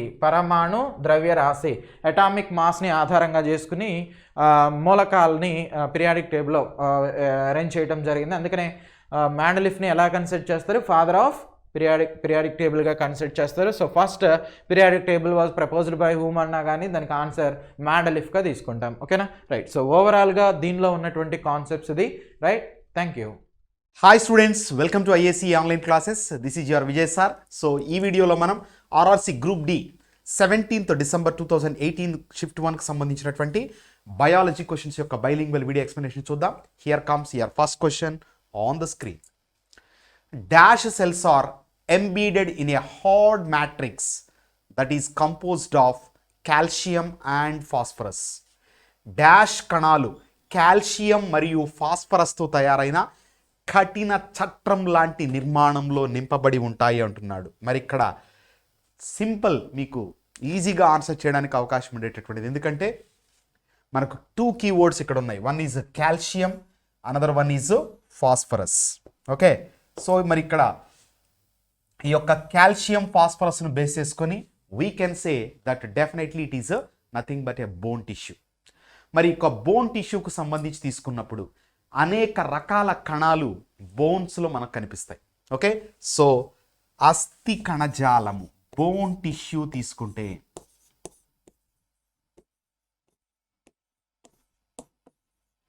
సో బోన్ టిష్యూ అనేది ఒక రకమైన సంయోజక కణజాలం. It is a connective tissue. మరి యొక్క బోన్ టిష్యూలో చూసుకున్నప్పుడు 3 రకాలుగా ప్రత్యేకంగా కణాలను మనం తీసుకోవచ్చు. ఓకే, సో ఒకటి ఆస్టియోబ్లాస్టులు.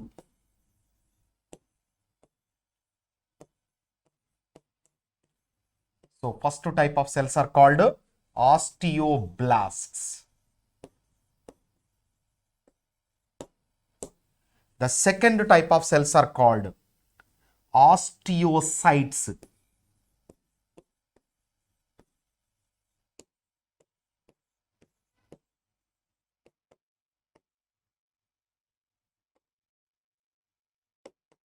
Next, the third type of cells are called osteoclasts.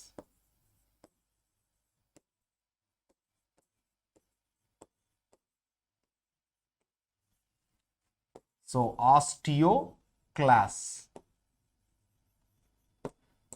ఈ 3 రకాల కణాలు బోన్ టిష్యూలో కనిపిస్తాయి. మరి ఇక్కడ మనం చూసుకుంటే బోన్ ఫార్మింగ్ సెల్స్, ఎముకను తయారు చేసే కణాలను ఏమంటారంటే ఆస్టియోబ్లాస్టులు అంటారు.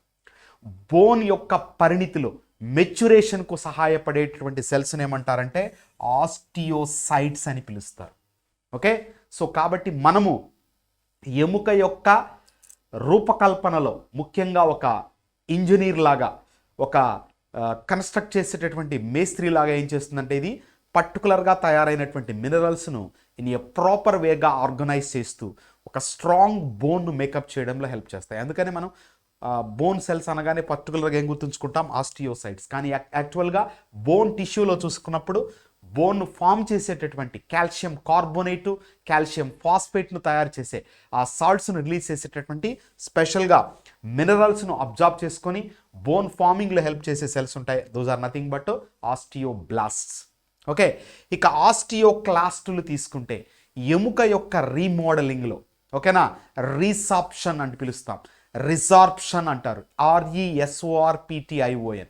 ఈ రిసార్ప్షన్ అంటే అర్థము బోన్ ఏ లెవెల్లో అయితే తయారు కావాలో, ఎంత మినరల్స్ అయితే బోన్లో డిపాజిట్ అవ్వాలో అంతవరకు ఉంచి మిగతా కాంపోనెంట్ని ఏం చేస్తుంది, తీసేస్తుంది. అంటే బోన్ను డిస్ట్రక్ట్ చేస్తూ బోన్ యొక్క రీమోడలింగ్లో హెల్ప్ చేసేటటువంటి సెల్స్ని మనం ఏమంటాం, ఆస్టియోక్లాస్ట్లు అంటారు. ఈ ఆస్టియోక్లాస్ట్లు ఉండడం ద్వారా ఏమవుతుందంటే అధికంగా కాల్షియము ఫాస్ఫరస్ బోన్స్లో డిపాజిట్ కాకుండా బ్లడ్లోకి తిరిగి వచ్చేటట్లు ఇది హెల్ప్ చేస్తుంది. రైట్, సో అలా ఈ 3 సెల్స్ అనేటటువంటివి మనకు బోన్ యొక్క మేకింగ్లో హెల్ప్ చేస్తాయి.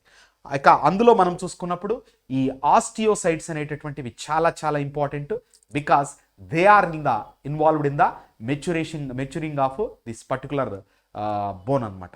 ఓకే, సో ఆస్టియోసైట్స్ గుర్తుంచుకోవాలి, very very important point.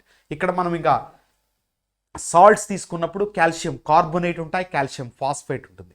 Calcium carbonate levels calcium ఫాస్ఫేట్తో కంపేర్ చేసుకున్నప్పుడు తక్కువగా ఉంటాయి. ఓకేనా, ఇక కాల్షియం ఫాస్ఫరస్ను లేదా కాల్షియం ఫాస్ఫేట్ను, సో కాల్షియం ఫాస్ఫేట్ను బోన్ లైమ్ ఆఫ్ బోన్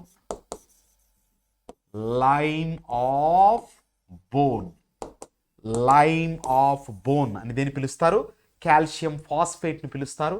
మన ఎముకలలో ఫాస్ఫరస్ ఉండడం ద్వారానే ఫ్లెక్సిబిలిటీ అనేటటువంటిది ఎముకకు వస్తుంది. ఓకే, సరళత్వం అంటారు. అలా కాకుండా కార్బోనేట్ మాత్రమే ఉంటే వెరీ స్ట్రాంగ్గా మారిపోయి ఉండేవి. ఫ్లెక్సిబిలిటీ లేకపోవడం ద్వారా, జాయింట్స్ అనేవి లేకపోవడం ద్వారా మూమెంట్ అనేది ఎక్కువగా లేకుండా జరిగే పరిస్థితి వచ్చేది. But we have got phosphorus. మరి యొక్క ఫాస్ఫేట్ ఉండడం ద్వారానే అరుగుదల, ఓకేనా, ఈ యొక్క బోన్ అనేటటువంటిది అరిగిపోవడం, డిప్లీషన్ అనేది బోన్లో జరగడానికి కూడా అవకాశం అనేటటువంటిది ప్రత్యేకించి మనకు కనిపిస్తుంది. Clear.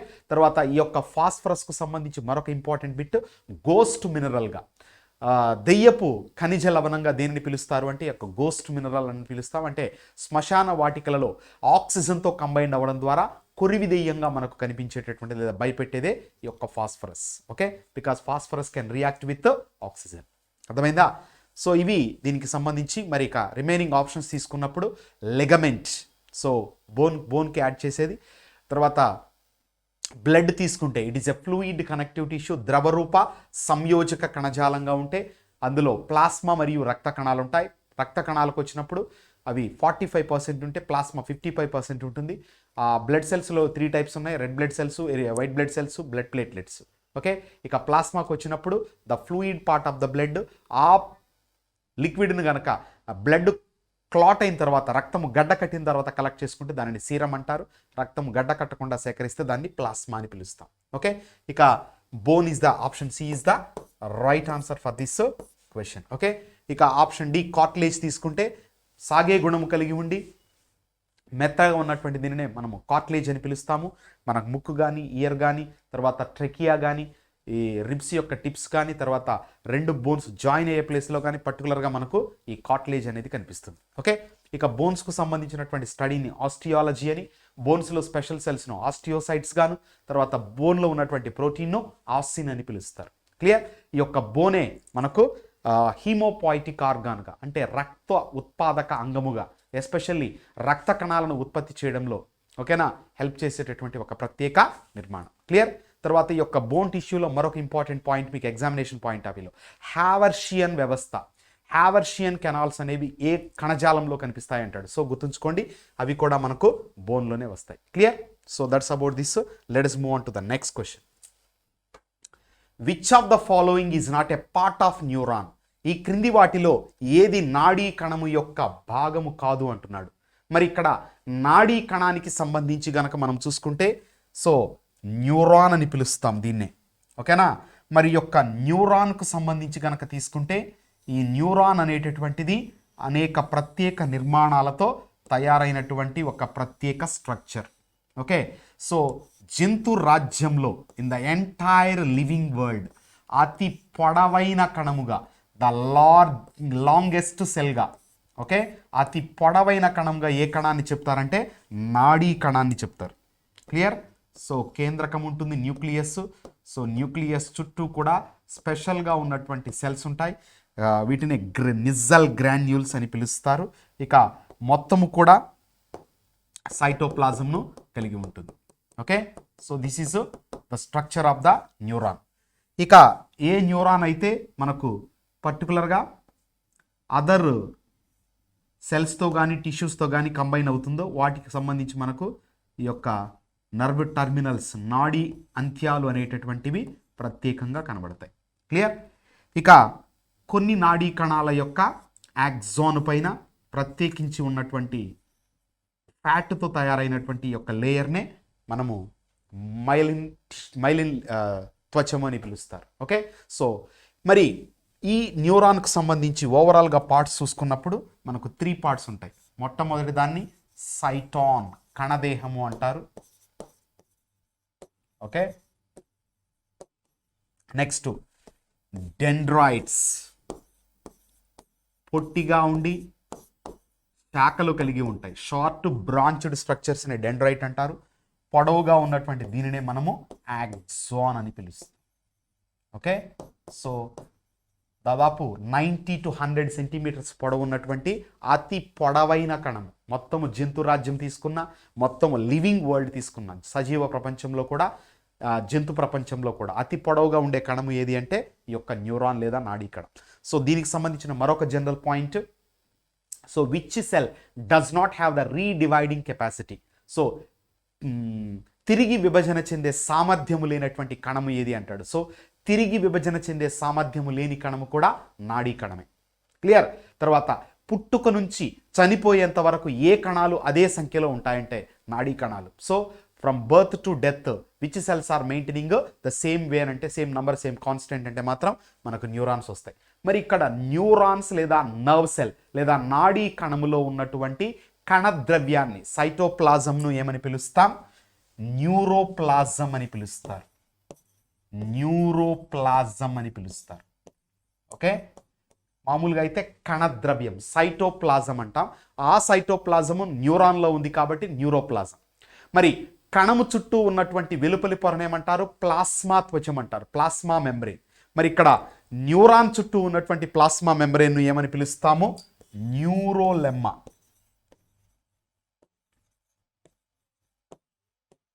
Okay, so neurolemma. Clear. So neurolemma is the part of the plasma membrane that surrounds the neuron. Clear. తర్వాత ఇక్కడ మనకు పర్టికులర్గా చూసుకున్నప్పుడు ఈ యొక్క పొడవుగా ఉన్నటువంటి భాగాన్ని యాక్సాన్ అంటారు. యాక్సాన్ను ఆవరించినటువంటి ప్లాస్మా మెంబ్రెయిన్ను యాక్సోలెమ్మా అని పిలుస్తారు. యాక్సాన్లో ఉన్నటువంటి సైటోప్లాజంను కణద్రవ్యాన్ని యాక్సోప్లాజం అని పిలుస్తారు. క్లియర్. అలా మనం ఈ యాక్సాన్కి సంబంధించి కూడా సపరేట్గా గుర్తుంచుకోవాలి. క్లియర్. తర్వాత ఈ యాక్సాన్ అనేటటువంటిది ప్రత్యేకమైన సెల్స్తో తయారవుతుంది. ఆ యాక్సాన్లో ఉన్నటువంటి సెల్స్నే ష్వాన్ సెల్స్ అని పిలుస్తారు. ఓకే, ఈ యొక్క ష్వాన్ సెల్స్ అనేటటువంటివి ప్రత్యేకంగా మనకు యాక్సాన్ మొత్తంలో కూడా కనబడతాయి. అయితే ఈ ష్వాన్ సెల్స్ వాటికి మధ్యలో అంటే ఒక ష్వాన్ సెల్కు మరొక ష్వాన్ సెల్కు మధ్యలో ఏం చేస్తాయి? మయలిన్ అనేటటువంటి ఫ్యాట్ను తయారు చేసుకుంటాయి. తత్ఫలితంగా ఈ మైలిన్ ఫ్యాట్ ద్వారా ఏమవుతుంది? ఇది ఒక ష్వాన్ సెల్ అయితే ఇది ఒక ష్వాన్ సెల్, మధ్యలో మైలిన్ ఫ్యాట్. అందువల్ల ఒక కణము ఇంకొక కణముతో ఏమవుతుంది? జాయిన్ అవ్వడంలో ఈ మైలిన్ ఫ్యాట్ హెల్ప్ చేస్తుంది.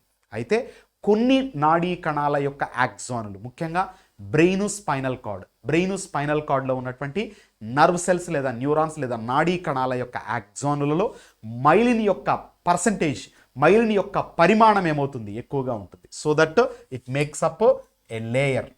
ఓకే, ఒక ప్రత్యేకమైనటువంటి త్వచములాగా అది తయారవుతుంది. దానినే మనము మైలిన్ త్వచము అంటారు, మైలిన్ షీత్ అని పిలుస్తారు. ఓకే, ఇలా మైలిన్ షీత్ ఉంటే మైలినేటెడ్ న్యూరాన్స్ అంటాము. జనరల్గా బ్రెయిన్ స్పైనల్ కార్డ్లో ఉన్నటువంటి అన్ని న్యూరాన్స్లో యొక్క ఎగ్జామ్ పైన ఈ మైలిన్ షీత్ అనేటటువంటిది మనకు కనిపిస్తుంది. ఓకే, అంటే ఏం లేదు, ఇక్కడ మనము ఇటుకతో గోడ కట్టేటప్పుడు ఏం చేస్తాం? మధ్యలో సిమెంట్ పెడతాం. ఆ తర్వాత సిమెంట్తో మళ్ళీ ఏం చేస్తాం? ప్లాస్టరింగ్ లాగా చేసి ఒక్క ఇటుకు కూడా బయటికి కనపడకుండా కంప్లీట్గా క్లోజ్ చేస్తాం. అలా క్లోజ్ చేయడమే ఈ మైలిన్ షీత్ ఫార్మేషన్ అనేది. ఊరికే కట్టేసి అలా వదిలేస్తే ష్వాన్ సెల్స్ యాక్సాన్ కామన్. అర్థమైందా? అంటే మైలిన్ తర్వాత ష్వాన్ సెల్స్ కామన్గా యాక్సాన్లో ఉంటాయి. మైలిన్ త్వచం మాత్రం కొన్ని న్యూరాన్స్లో మాత్రమే కనిపిస్తుంది, మిగతా న్యూరాన్స్లో ఉండదు. క్లియర్. సో ఈ మైలిన్ త్వచం ఉన్నటువంటి యాక్సాన్స్ లేదా న్యూరాన్స్ ఏం చేస్తాయి? చాలా స్పీడ్గా ఏం చేస్తాయి? ఈ నర్వ్ ఇంపల్సెస్ను, నాడీ ప్రచోదనాలను, సమాచారాన్ని వేగంగా చేరవేస్తాయి. క్లియర్. సో ఇది ఓవరాల్గా. ఇక కేంద్రకం దగ్గర మనం చూసుకున్నప్పుడు నిజ్జల్ కణికలు, నిజ్జల్ గ్రాన్యూల్స్ అంటారు. అక్కడక్కడ పలుచగా ఉన్నటువంటి మనకు మైలిన్ త్వచం కనపడుతుంది. దాన్నే మనము నోడ్స్ ఆఫ్ రణవీరు కణుపులు అని పిలుస్తారు. రణవీరు కణుపులు. ఓకే, సో ఇక్కడ మైలిన్ పరిమాణము తక్కువగా ఉంటుంది. Nodes of రాన్వీర్. ఓకేనా. ఇక డెండ్రైట్స్ అనేవి నర్వ్ ఇంపల్సెస్ను కణదేహానికి సైటాన్కి తీసుకొస్తే యాక్సాన్ ఏం చేస్తుంది? సైటాన్ నుంచి తీసుకెళ్తుంది. క్లియర్. ఇది ఓవరాల్గా న్యూరాన్కి సంబంధించి. మరి ఇక్కడ నాడీ కణము యొక్క భాగము కాదు అన్నాడు. మరి నిజ్జల్ కణికలు కేంద్రకం చుట్టూ ఉండేవి ఆర్ఎన్ఏ ప్రోటీన్తో తయారవుతాయి. ఓకేనా. ఇప్పటి వరకు కూడా వాటి యొక్క ఎగ్జాక్ట్ ఫంక్షన్ తెలియదు. అవి ఆర్ఎన్ఏను కలిగి ఉన్నాయి కాబట్టి ప్రోటీన్ తయారీలో ఉపయోగపడుతుందని చెప్పుకోవచ్చు. ఇక న్యూరోలెమ్మా, సో ఆల్రెడీ చెప్పాను, దాని చుట్టూ ఉన్నటువంటి plasma membrane. So it is also a part of the neuron. ఇక యాక్సాన్ తీసుకుంటే న్యూరాన్లో అతి పొడవైన భాగంగా, లాంగెస్ట్ పార్ట్ ఆఫ్ ద న్యూరాన్గా యాక్సాన్ ఉంటుంది. క్లియర్. ఇక నెక్స్ట్ ఆప్షన్ డి తీసుకుంటే దట్ ఈస్ కాల్డ్ సార్కోలెమ్మా. మరి సార్కోలెమ్మా సార్కాలజీ. ఓకేనా. మరి కండరాలకు సంబంధించి తీసుకుంటే కండర కణాలను సార్కోసైట్లు అని, కండర కణాల చుట్టూ ఉండేటటువంటి ప్లాస్మా త్వచాన్ని సార్కోలెమ్మా అని, తర్వాత కండర కణాలలో ఉండేటటువంటి కణద్రవ్యాన్ని, ఎందుకంటే సజీవ కణం అంటే ఖచ్చితంగా ఏముండాలా, ఈ సైటోప్లాజం లేదా కణద్రవ్యం ఉండాలి. సో ఆ కణద్రవ్యాన్ని మనం ఏమని పిలుస్తాం, సార్కోప్లాజం అని పిలుస్తారు. ఓకే, తర్వాత ఈ మజిల్ కణాలకు, ఈ కండర కణాలకు వచ్చేటటువంటి క్యాన్సర్ను సార్కోమా అని పిలుస్తారు. సో కాబట్టి ఇక్కడ సార్కో అనే పదం వచ్చిందంటే డెఫినెట్గా మనము కండరాలకు గుర్తుంచుకోవాలి. So option D is the right answer for this question. So కండర కణాల చుట్టూ ఉండే ప్లాస్మా త్వచాన్ని మనము సార్కోలెమ్మా అని పిలుస్తారు. క్లియర్. ఇక కండరాలకు సంబంధించి మనకు అధ్యయనాన్ని మయాలజీ అని, యాక్టిన్ మయోసిన్ ప్రోటీన్స్ అనేవి ఉంటాయి అక్కడ. సో కండరాలను 3 రకాలుగా చేశారు, నియంత్రిత, అనియంత్రిత, హృదయ కండరాలు. సో నియంత్రిత కండరాలనే మనము స్ట్రయేటెడ్ మజిల్స్ అంటాం, అనియంత్రిత కండరాలను నాన్ స్ట్రయేటెడ్ మజిల్స్ అని, స్మూత్ మజిల్స్గా అభివర్ణిస్తాం. హృదయ కండరాలు, కార్డియాక్ మజిల్స్ అనేవి హార్ట్కు సంబంధించినవి, ఎప్పుడు కూడా విశ్రాంతి తీసుకోవు, never take rest. Clear. So that's about this explanation. Next ఈ యొక్క కండరాలకు సంబంధించి తీసుకున్నప్పుడు రేఖిత కండరాలు, స్ట్రయేటెడ్ మజిల్స్, అవి పనిచేయడం ద్వారా లేదా శ్వాసక్రియను జరిపేటప్పుడు ఉత్పత్తి చేసే ప్రత్యేక కెమికల్ను మనం ఏమంటాం, లాక్టిక్ యాసిడ్ అంటాం. ఈ యొక్క లాక్టిక్ యాసిడ్ కనుక ఉత్పత్తి అయితే కండరాలు పట్టివేత జరుగుతుంది. ఓకే, అంటే మజిల్ క్రాంప్ అనేటటువంటిది కలుగుతుంది.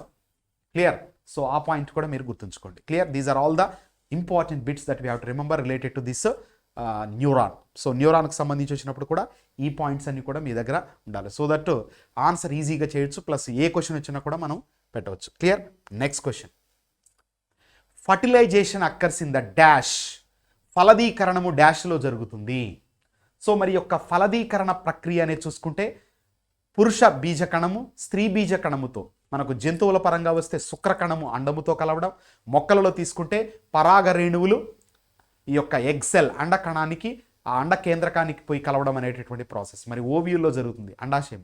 మరి అక్కడ మొక్కల పరంగా చూసుకుంటే పుష్పంలో జరుగుతుంది. మరి ఇక్కడ మనం చూసుకుంటే జంతువుల పరంగా ప్రత్యేకించి స్త్రీ ప్రత్యుత్పత్తి వ్యవస్థలో, ఓకేనా. సో ఫీమేల్ రీప్రొడక్టివ్ సిస్టంలో ఉన్నటువంటి ఫాలోపియన్ నాళాలలో, క్లియర్, ఫాలోపియన్ నాళాలు అంటారు, ఫాలోపియన్ ట్యూబ్స్, వీటిలో ఫలదీకరణ అనేటటువంటిది జరుగుతుంది. మనం స్త్రీ ప్రత్యుత్పత్తి వ్యవస్థ పరంగా చూసుకున్నప్పుడు సో ఇలా ఈ స్త్రీ ప్రత్యుత్పత్తి వ్యవస్థ అనేటటువంటిది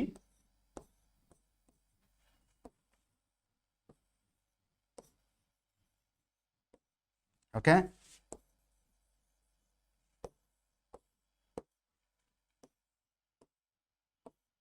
ఇలా ఉంటుంది. సో వీటినే మనం ఏమని పిలుస్తాం, ఫాలోపియన్ నాళాలుగా అభివర్ణిస్తారు. Okay, so this is the Fallopian tube. మరి ఇక్కడ అండము స్త్రీ బీజ కోశం నుంచి, అంటే ఈ యొక్క ఓవరీ నుంచి రిలీజ్ అయిన తర్వాత బాడీ క్యావిటీలోకి దాన్ని ఏం చేస్తుంది, ఈ యొక్క స్ట్రక్చర్స్ వేళ లాంటివి కలెక్ట్ చేసుకొని ఓవమ్ని ఇక్కడికి తీసుకొస్తాయి. Okay, now this ovum is ready to fuse with sperm. So కాబట్టి ఈ ఫలదీకరణ స్త్రీ జీవి యొక్క శరీరంలో జరుగుతుంది కాబట్టి, okay, since it takes place inside the body of a female organism, it is called internal fertilization. ఆ ఇంటర్నల్ ఫర్టిలైజేషన్ పర్టికులర్గా ఏ పార్ట్లో జరుగుతుంది అంటే it takes place in the Fallopian tubes, Fallopian నాళాలలో జరుగుతుంది. ఓకే, కాబట్టి ఈ ఫాలోపియన్ నాళాలలో ఫలదీకరణ జరుగుతుంది, అండం ఇక్కడికి రీచ్ అయ్యి స్పర్మ్ కోసం వెయిట్ చేస్తుంది. కాబట్టి స్త్రీకి సంబంధించి చూసుకున్నప్పుడు ఈ యొక్క ఫాలోపియన్ ట్యూబ్స్ను బ్లాక్ చేసేటటువంటి ఒక కాంట్రాసెప్టివ్ సర్జరీని మనం ఏమని పిలుస్తాం, ట్యూబెక్టమీ అని పిలుస్తారు. ఓకే, అదే పురుషులలో అయితే దాన్ని ఏమంటాం, వాసెక్టమీ అంటాం. So vasectomy is a male adopted method, tubectomy అనేటటువంటిది ఫీమేల్ అడాప్టెడ్ మెథడ్గా ఉంటుంది. క్లియర్. సో పిల్లలు పుట్టకుండా చేసుకునే ఆపరేషన్. అలా ఫలదీకరణ ఎక్కడ జరుగుతుంది, మరి అభివృద్ధి ఎక్కడ జరుగుతుంది అంటే గర్భాశయంలో జరుగుతుంది. Okay, it takes place in the uterus. Then యోని, వెజైనా తీసుకున్నప్పుడు it is the part in the female reproductive system. Clear. So మరి ఇక్కడ మనం చూసుకున్నప్పుడు ఫర్టిలైజేషన్ పార్ట్ అనేది చూసుకుంటే డెఫినెట్గా మనకు రీప్రొడక్షన్ పరంగా అటు ప్లాంట్ కావచ్చు ఇటు యానిమల్ కావచ్చు ప్రతి సెషన్లో మనకు వస్తున్నాయి. కాబట్టి రీప్రొడక్షన్ మీద మీరు కనుక కాన్సన్ట్రేట్ చేయగలిగిన తర్వాత యానిమల్ టిష్యూస్, ప్లాంట్ టిష్యూస్, వీటి పరంగా కూడా ఎక్కువగా బిట్స్ రిపీట్ అవుతున్నాయి. So that you can crack maximum questions in the RRC group D examination, right. So here option C is the right answer. Next question, the child will be a male if the zygote has and combination dash కలయిక ఉంటే పుట్టబోయే పిల్లవాడు పురుషుడవుతాడు. So మరి male child born అవ్వాలి అంటే how it is possible? మరి పుట్టబోయేది ఆడా మగ యొక్క నిర్ధారణ ఎవరి వల్ల జరుగుతుంది? సో ఇలాంటి క్వశ్చన్స్ మనకు రిపీటెడ్గా ఈ యొక్క ఆర్ఆర్సీ గ్రూప్ డిలో వస్తూ ఉన్నాయి. మరి దాని పరంగా చూసుకుంటే సో హ్యూమన్ బీయింగ్స్లో మానవుల పరంగా చూసుకున్నప్పుడు పురుషులు, మేల్ పరంగా చూసుకుంటే మేలు, స్త్రీలు ఫీమేల్. ఓకే, సో ఇక్కడ మనం చూసుకున్నప్పుడు మేల్ యొక్క కాంబినేషన్ పరంగా చూసుకున్నప్పుడు XY అనేది ఉంటుంది. అదే ఫీమేల్ పరంగా చూసుకుంటే XX ఉంటుంది. కారణము మొత్తము 46 క్రోమోజోములలో 46 క్రోమోజోములు ఉంటాయి. ఓకే, 46 క్రోమోజోమ్స్ అనేటటువంటివి ప్రత్యేకించి మనకు హ్యూమన్ బీయింగ్స్ పరంగా ఉంటాయి. ఇందులో 46 లేదా 23 జతలు, ఓకే 23 పెయిర్స్ అనేటటువంటివి చెప్పుకోవచ్చు. మరి ఇందులో 22 పెయిర్స్ లేదా 44 క్రోమోజోమ్స్ ఓకే అనేవి స్త్రీ పురుషులిద్దరిలో కూడా సమానంగా ఉంటాయి. వాటినే మనము ఆటోజోమ్స్ అని పిలుస్తాం. అదే మిగిలినటువంటి ఒక పెయిర్ను, ఓకే ఒక పెయిరు లేదా 2 క్రోమోజోములు మనం ఏమని పిలుస్తాం? అల్లోజోమ్స్ అని పిలుస్తారు. అల్లోజోమ్స్. Okay, autosomes, allosomes. దైహిక క్రోమోజోములు, లైంగిక క్రోమోజోములుగా వివరణిస్తాం.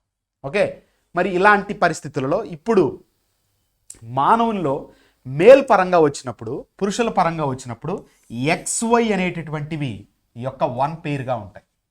అదే ఫీమేల్ పరంగా చూసుకుంటే XX ఉంటుంది. కాబట్టి 44 ప్లస్ XY ఫీమేల్ అయితే ఓకే 44 ప్లస్ XX అనేది ఏమవుతుంది?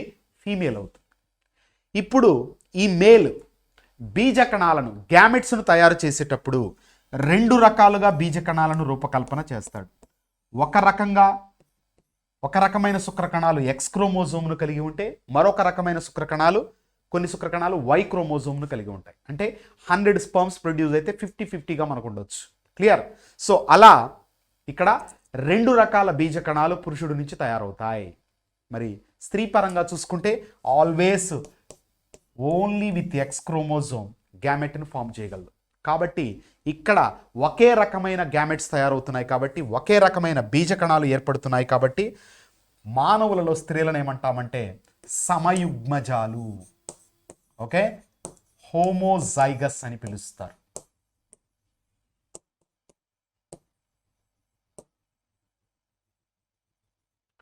అదే పురుషులను ఏమని పిలుస్తారు అంటే విషమయుగ్మజాలు అంటారు. విషమయుగ్మజాలు, హెటిరోజైగస్ అంటారు.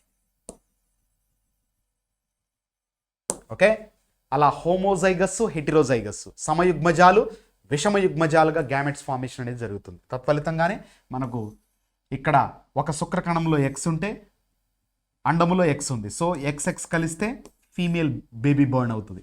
ఒక శుక్రకణంలో Y ఉంది, మరి ఇక్కడ X అండంలో X ఉంది. సో XY కాంబినేషన్తో వస్తే మేల్ ఇలా పుట్టడానికి అవకాశం అనేటటువంటిది ఉంటుంది. కాబట్టి ఇక్కడ పుట్టబోయే శిశువు యొక్క సెక్స్ డిటర్మినేషన్ ఎవరి వల్ల జరుగుతుంది అంటే లింగ నిర్ధారణ పురుషుని ద్వారా జరుగుతుంది. కారణము 2 రకాల బీజకణాలను రూపకల్పన చేయడం. రైట్? మరి ఇక్కడ పురుషుడు కాంబినేషన్ చూసుకున్నప్పుడు option C is the right answer for this question. Okay, next question. The sex of an offspring is determined by which of the following? పుట్టబోయే పిల్లల రకం మగ లేదా ఆడ అని ఈ క్రింది ఏ విషయం ద్వారా నిర్ధారణ చేయబడుతుంది? సో మనకు జస్ట్ ప్రీవియస్ క్వశ్చన్ చూసుకున్నా కూడా దాదాపు ఇలాంటి క్వశ్చన్ అడిగున్నారు. బట్ ఇక్కడ పురుషుని యొక్క కాంబినేషన్ అడిగారు XYగా, అదే స్త్రీ పరంగా చూసుకుంటే XX ఉంటుంది. ఓకేనా? సో ఇలా ట్రిపుల్ XY కనుక ఉంది అంటే, అదనంగా X చేరింది అంటే పురుష లక్షణాలు కలిగినటువంటి స్త్రీగా మనం చెప్పుకోవచ్చు. క్లియర్? ఇక్కడ మరి X0 అంటే ఇది పర్టికులర్గా మనకు కోళ్లల్లో కనిపించేటటువంటి పౌల్ట్రీ బర్డ్స్లో కనబడేటటువంటి ఒక స్పెషల్ గ్యామెట్ ఫార్మేషన్, బీజకణాల ఉత్పత్తి. ఓకేనా? సో మరి ఇక్కడ మనం చూసుకుంటే ఈ యొక్క ఆఫ్ స్ప్రింగ్ యొక్క సెక్స్ను డిటర్మైన్ చేయడంలో ఏ కాంబినేషన్ మనకు హెల్ప్ అవుతుంది అంటున్నాడు. మరి ఇక్కడ చూసుకుంటే option A DNA of the female gamete, DNA of the male and the female gamete, neither the DNA of the male or nor the female gamete, the DNA of the male gamete. So ఏ స్త్రీ సంయోగ బీజం యొక్క DNA, B పురుషుల మరియు స్త్రీ సంయోగ బీజాల యొక్క డిఎన్ఏ, సి స్త్రీ పురుషుల సంయోగ బీజాల డిఎన్ఏలు రెండు కావు, డి పురుష సంయోగ బీజం యొక్క DNA. So the sex of an offspring is determined అంటున్నాడు. పుట్టబోయే పిల్లల రకము మగ లేదా ఆడ, అది మనం ఇక్కడ కీ పాయింట్. ఓకే, సో పుట్టబోయేటటువంటిది మగ లేదా ఆడ, సెక్స్ ఆఫ్ ద ఆర్గానిజం అంటున్నాడు. కాబట్టి ఇక్కడ ఆడ మగ అనేది నిర్ధారణ చేసేది ఎవరండి? పురుషుడు ఉత్పత్తి చేసేటటువంటి బీజ కణాలు. Okay, the gametes produced by the male. అదే ఒక పుట్టినటువంటి బేబీ యొక్క లక్షణాలు ఎవరి వల్ల నిర్ధారణ అవుతాయంటే నో డౌట్ అది స్త్రీ నుంచి ఉంటుంది, పురుషుడు నుంచి, అంటే మదర్ నుంచి ఫాదర్ నుంచి, ఇద్దరు కాంబినేషన్ ఉంటుంది. కాబట్టి అక్కడ మనము DNA of the ovum, DNA of the sperm, so శుక్రకణము మరియు అండము యొక్క లక్షణాలతో కూడినటువంటి చెప్పుకోవచ్చు. కానీ ఇక్కడ లింగ నిర్ధారణ అంటున్నాడు పర్టికులర్గా. సో సెక్స్ డిటర్మినేషన్ అని పిలుస్తున్నాడు. కాబట్టి definitely it is confine to option D, DNA of the male gamete అనేది వస్తుంది. క్లియర్? కారణము బీజ కణాలు రెండు ఉత్పత్తి అవుతాయి కాబట్టి విషమ యుగ్మజాలుగా చెప్తారు. సో ఒక్కొక్క బీజ కణములో అంటే ఒక్కొక్క స్పర్మ్ తీసుకున్నప్పుడు either it may contain X chromosomes or Y chromosome. అంటే కాంబినేషన్ ఎలా ఉంటుంది అంటే ఈ యొక్క 22 క్రోమోజోములు అనేటటువంటివి కామన్ ప్లస్ ఎక్స్ అంటే 23 క్రోమోజోములతో ఒక గ్యామెట్. అలాగే ఇక్కడ చూసుకుంటే 22 ప్లస్ వై అనేటటువంటి క్రోమోజోమ్, తత్ఫలితంగా 23 క్రోమోజోములు. ఇలాంటి 23 క్రోమోజోములు ఉన్నది అండముతో కలిస్తే ఇక్కడ ఏమవుతుంది? 22 ప్లస్ ఎక్స్. ఓకేనా? సో 22 ప్లస్ ఎక్స్తో కానీ 22 ప్లస్ వై కానీ దేంతో కంబైన్ అవుతుంది? 22 ప్లస్ ఎక్స్తో కంబైన్ అవుతుంది. So that it becomes 44 autosomes plus 2 లైంగిక క్రోమోజోమ్స్ అల్లోజోమ్స్, ఎక్స్ఎక్స్ కానీ ఎక్స్వై కానీ. ఎక్స్ఎక్స్ అయితే ఫీమేల్, ఎక్స్వై అయితే మేల్. సో ఇలాంటి పొజిషన్ ఉంటుంది. కాబట్టి మనకు లింగ నిర్ధారణ ఎవరి వల్ల జరుగుతుంది అంటే that is because of the male DNA, right? So option D is the correct answer. So that's all. Thank you for watching.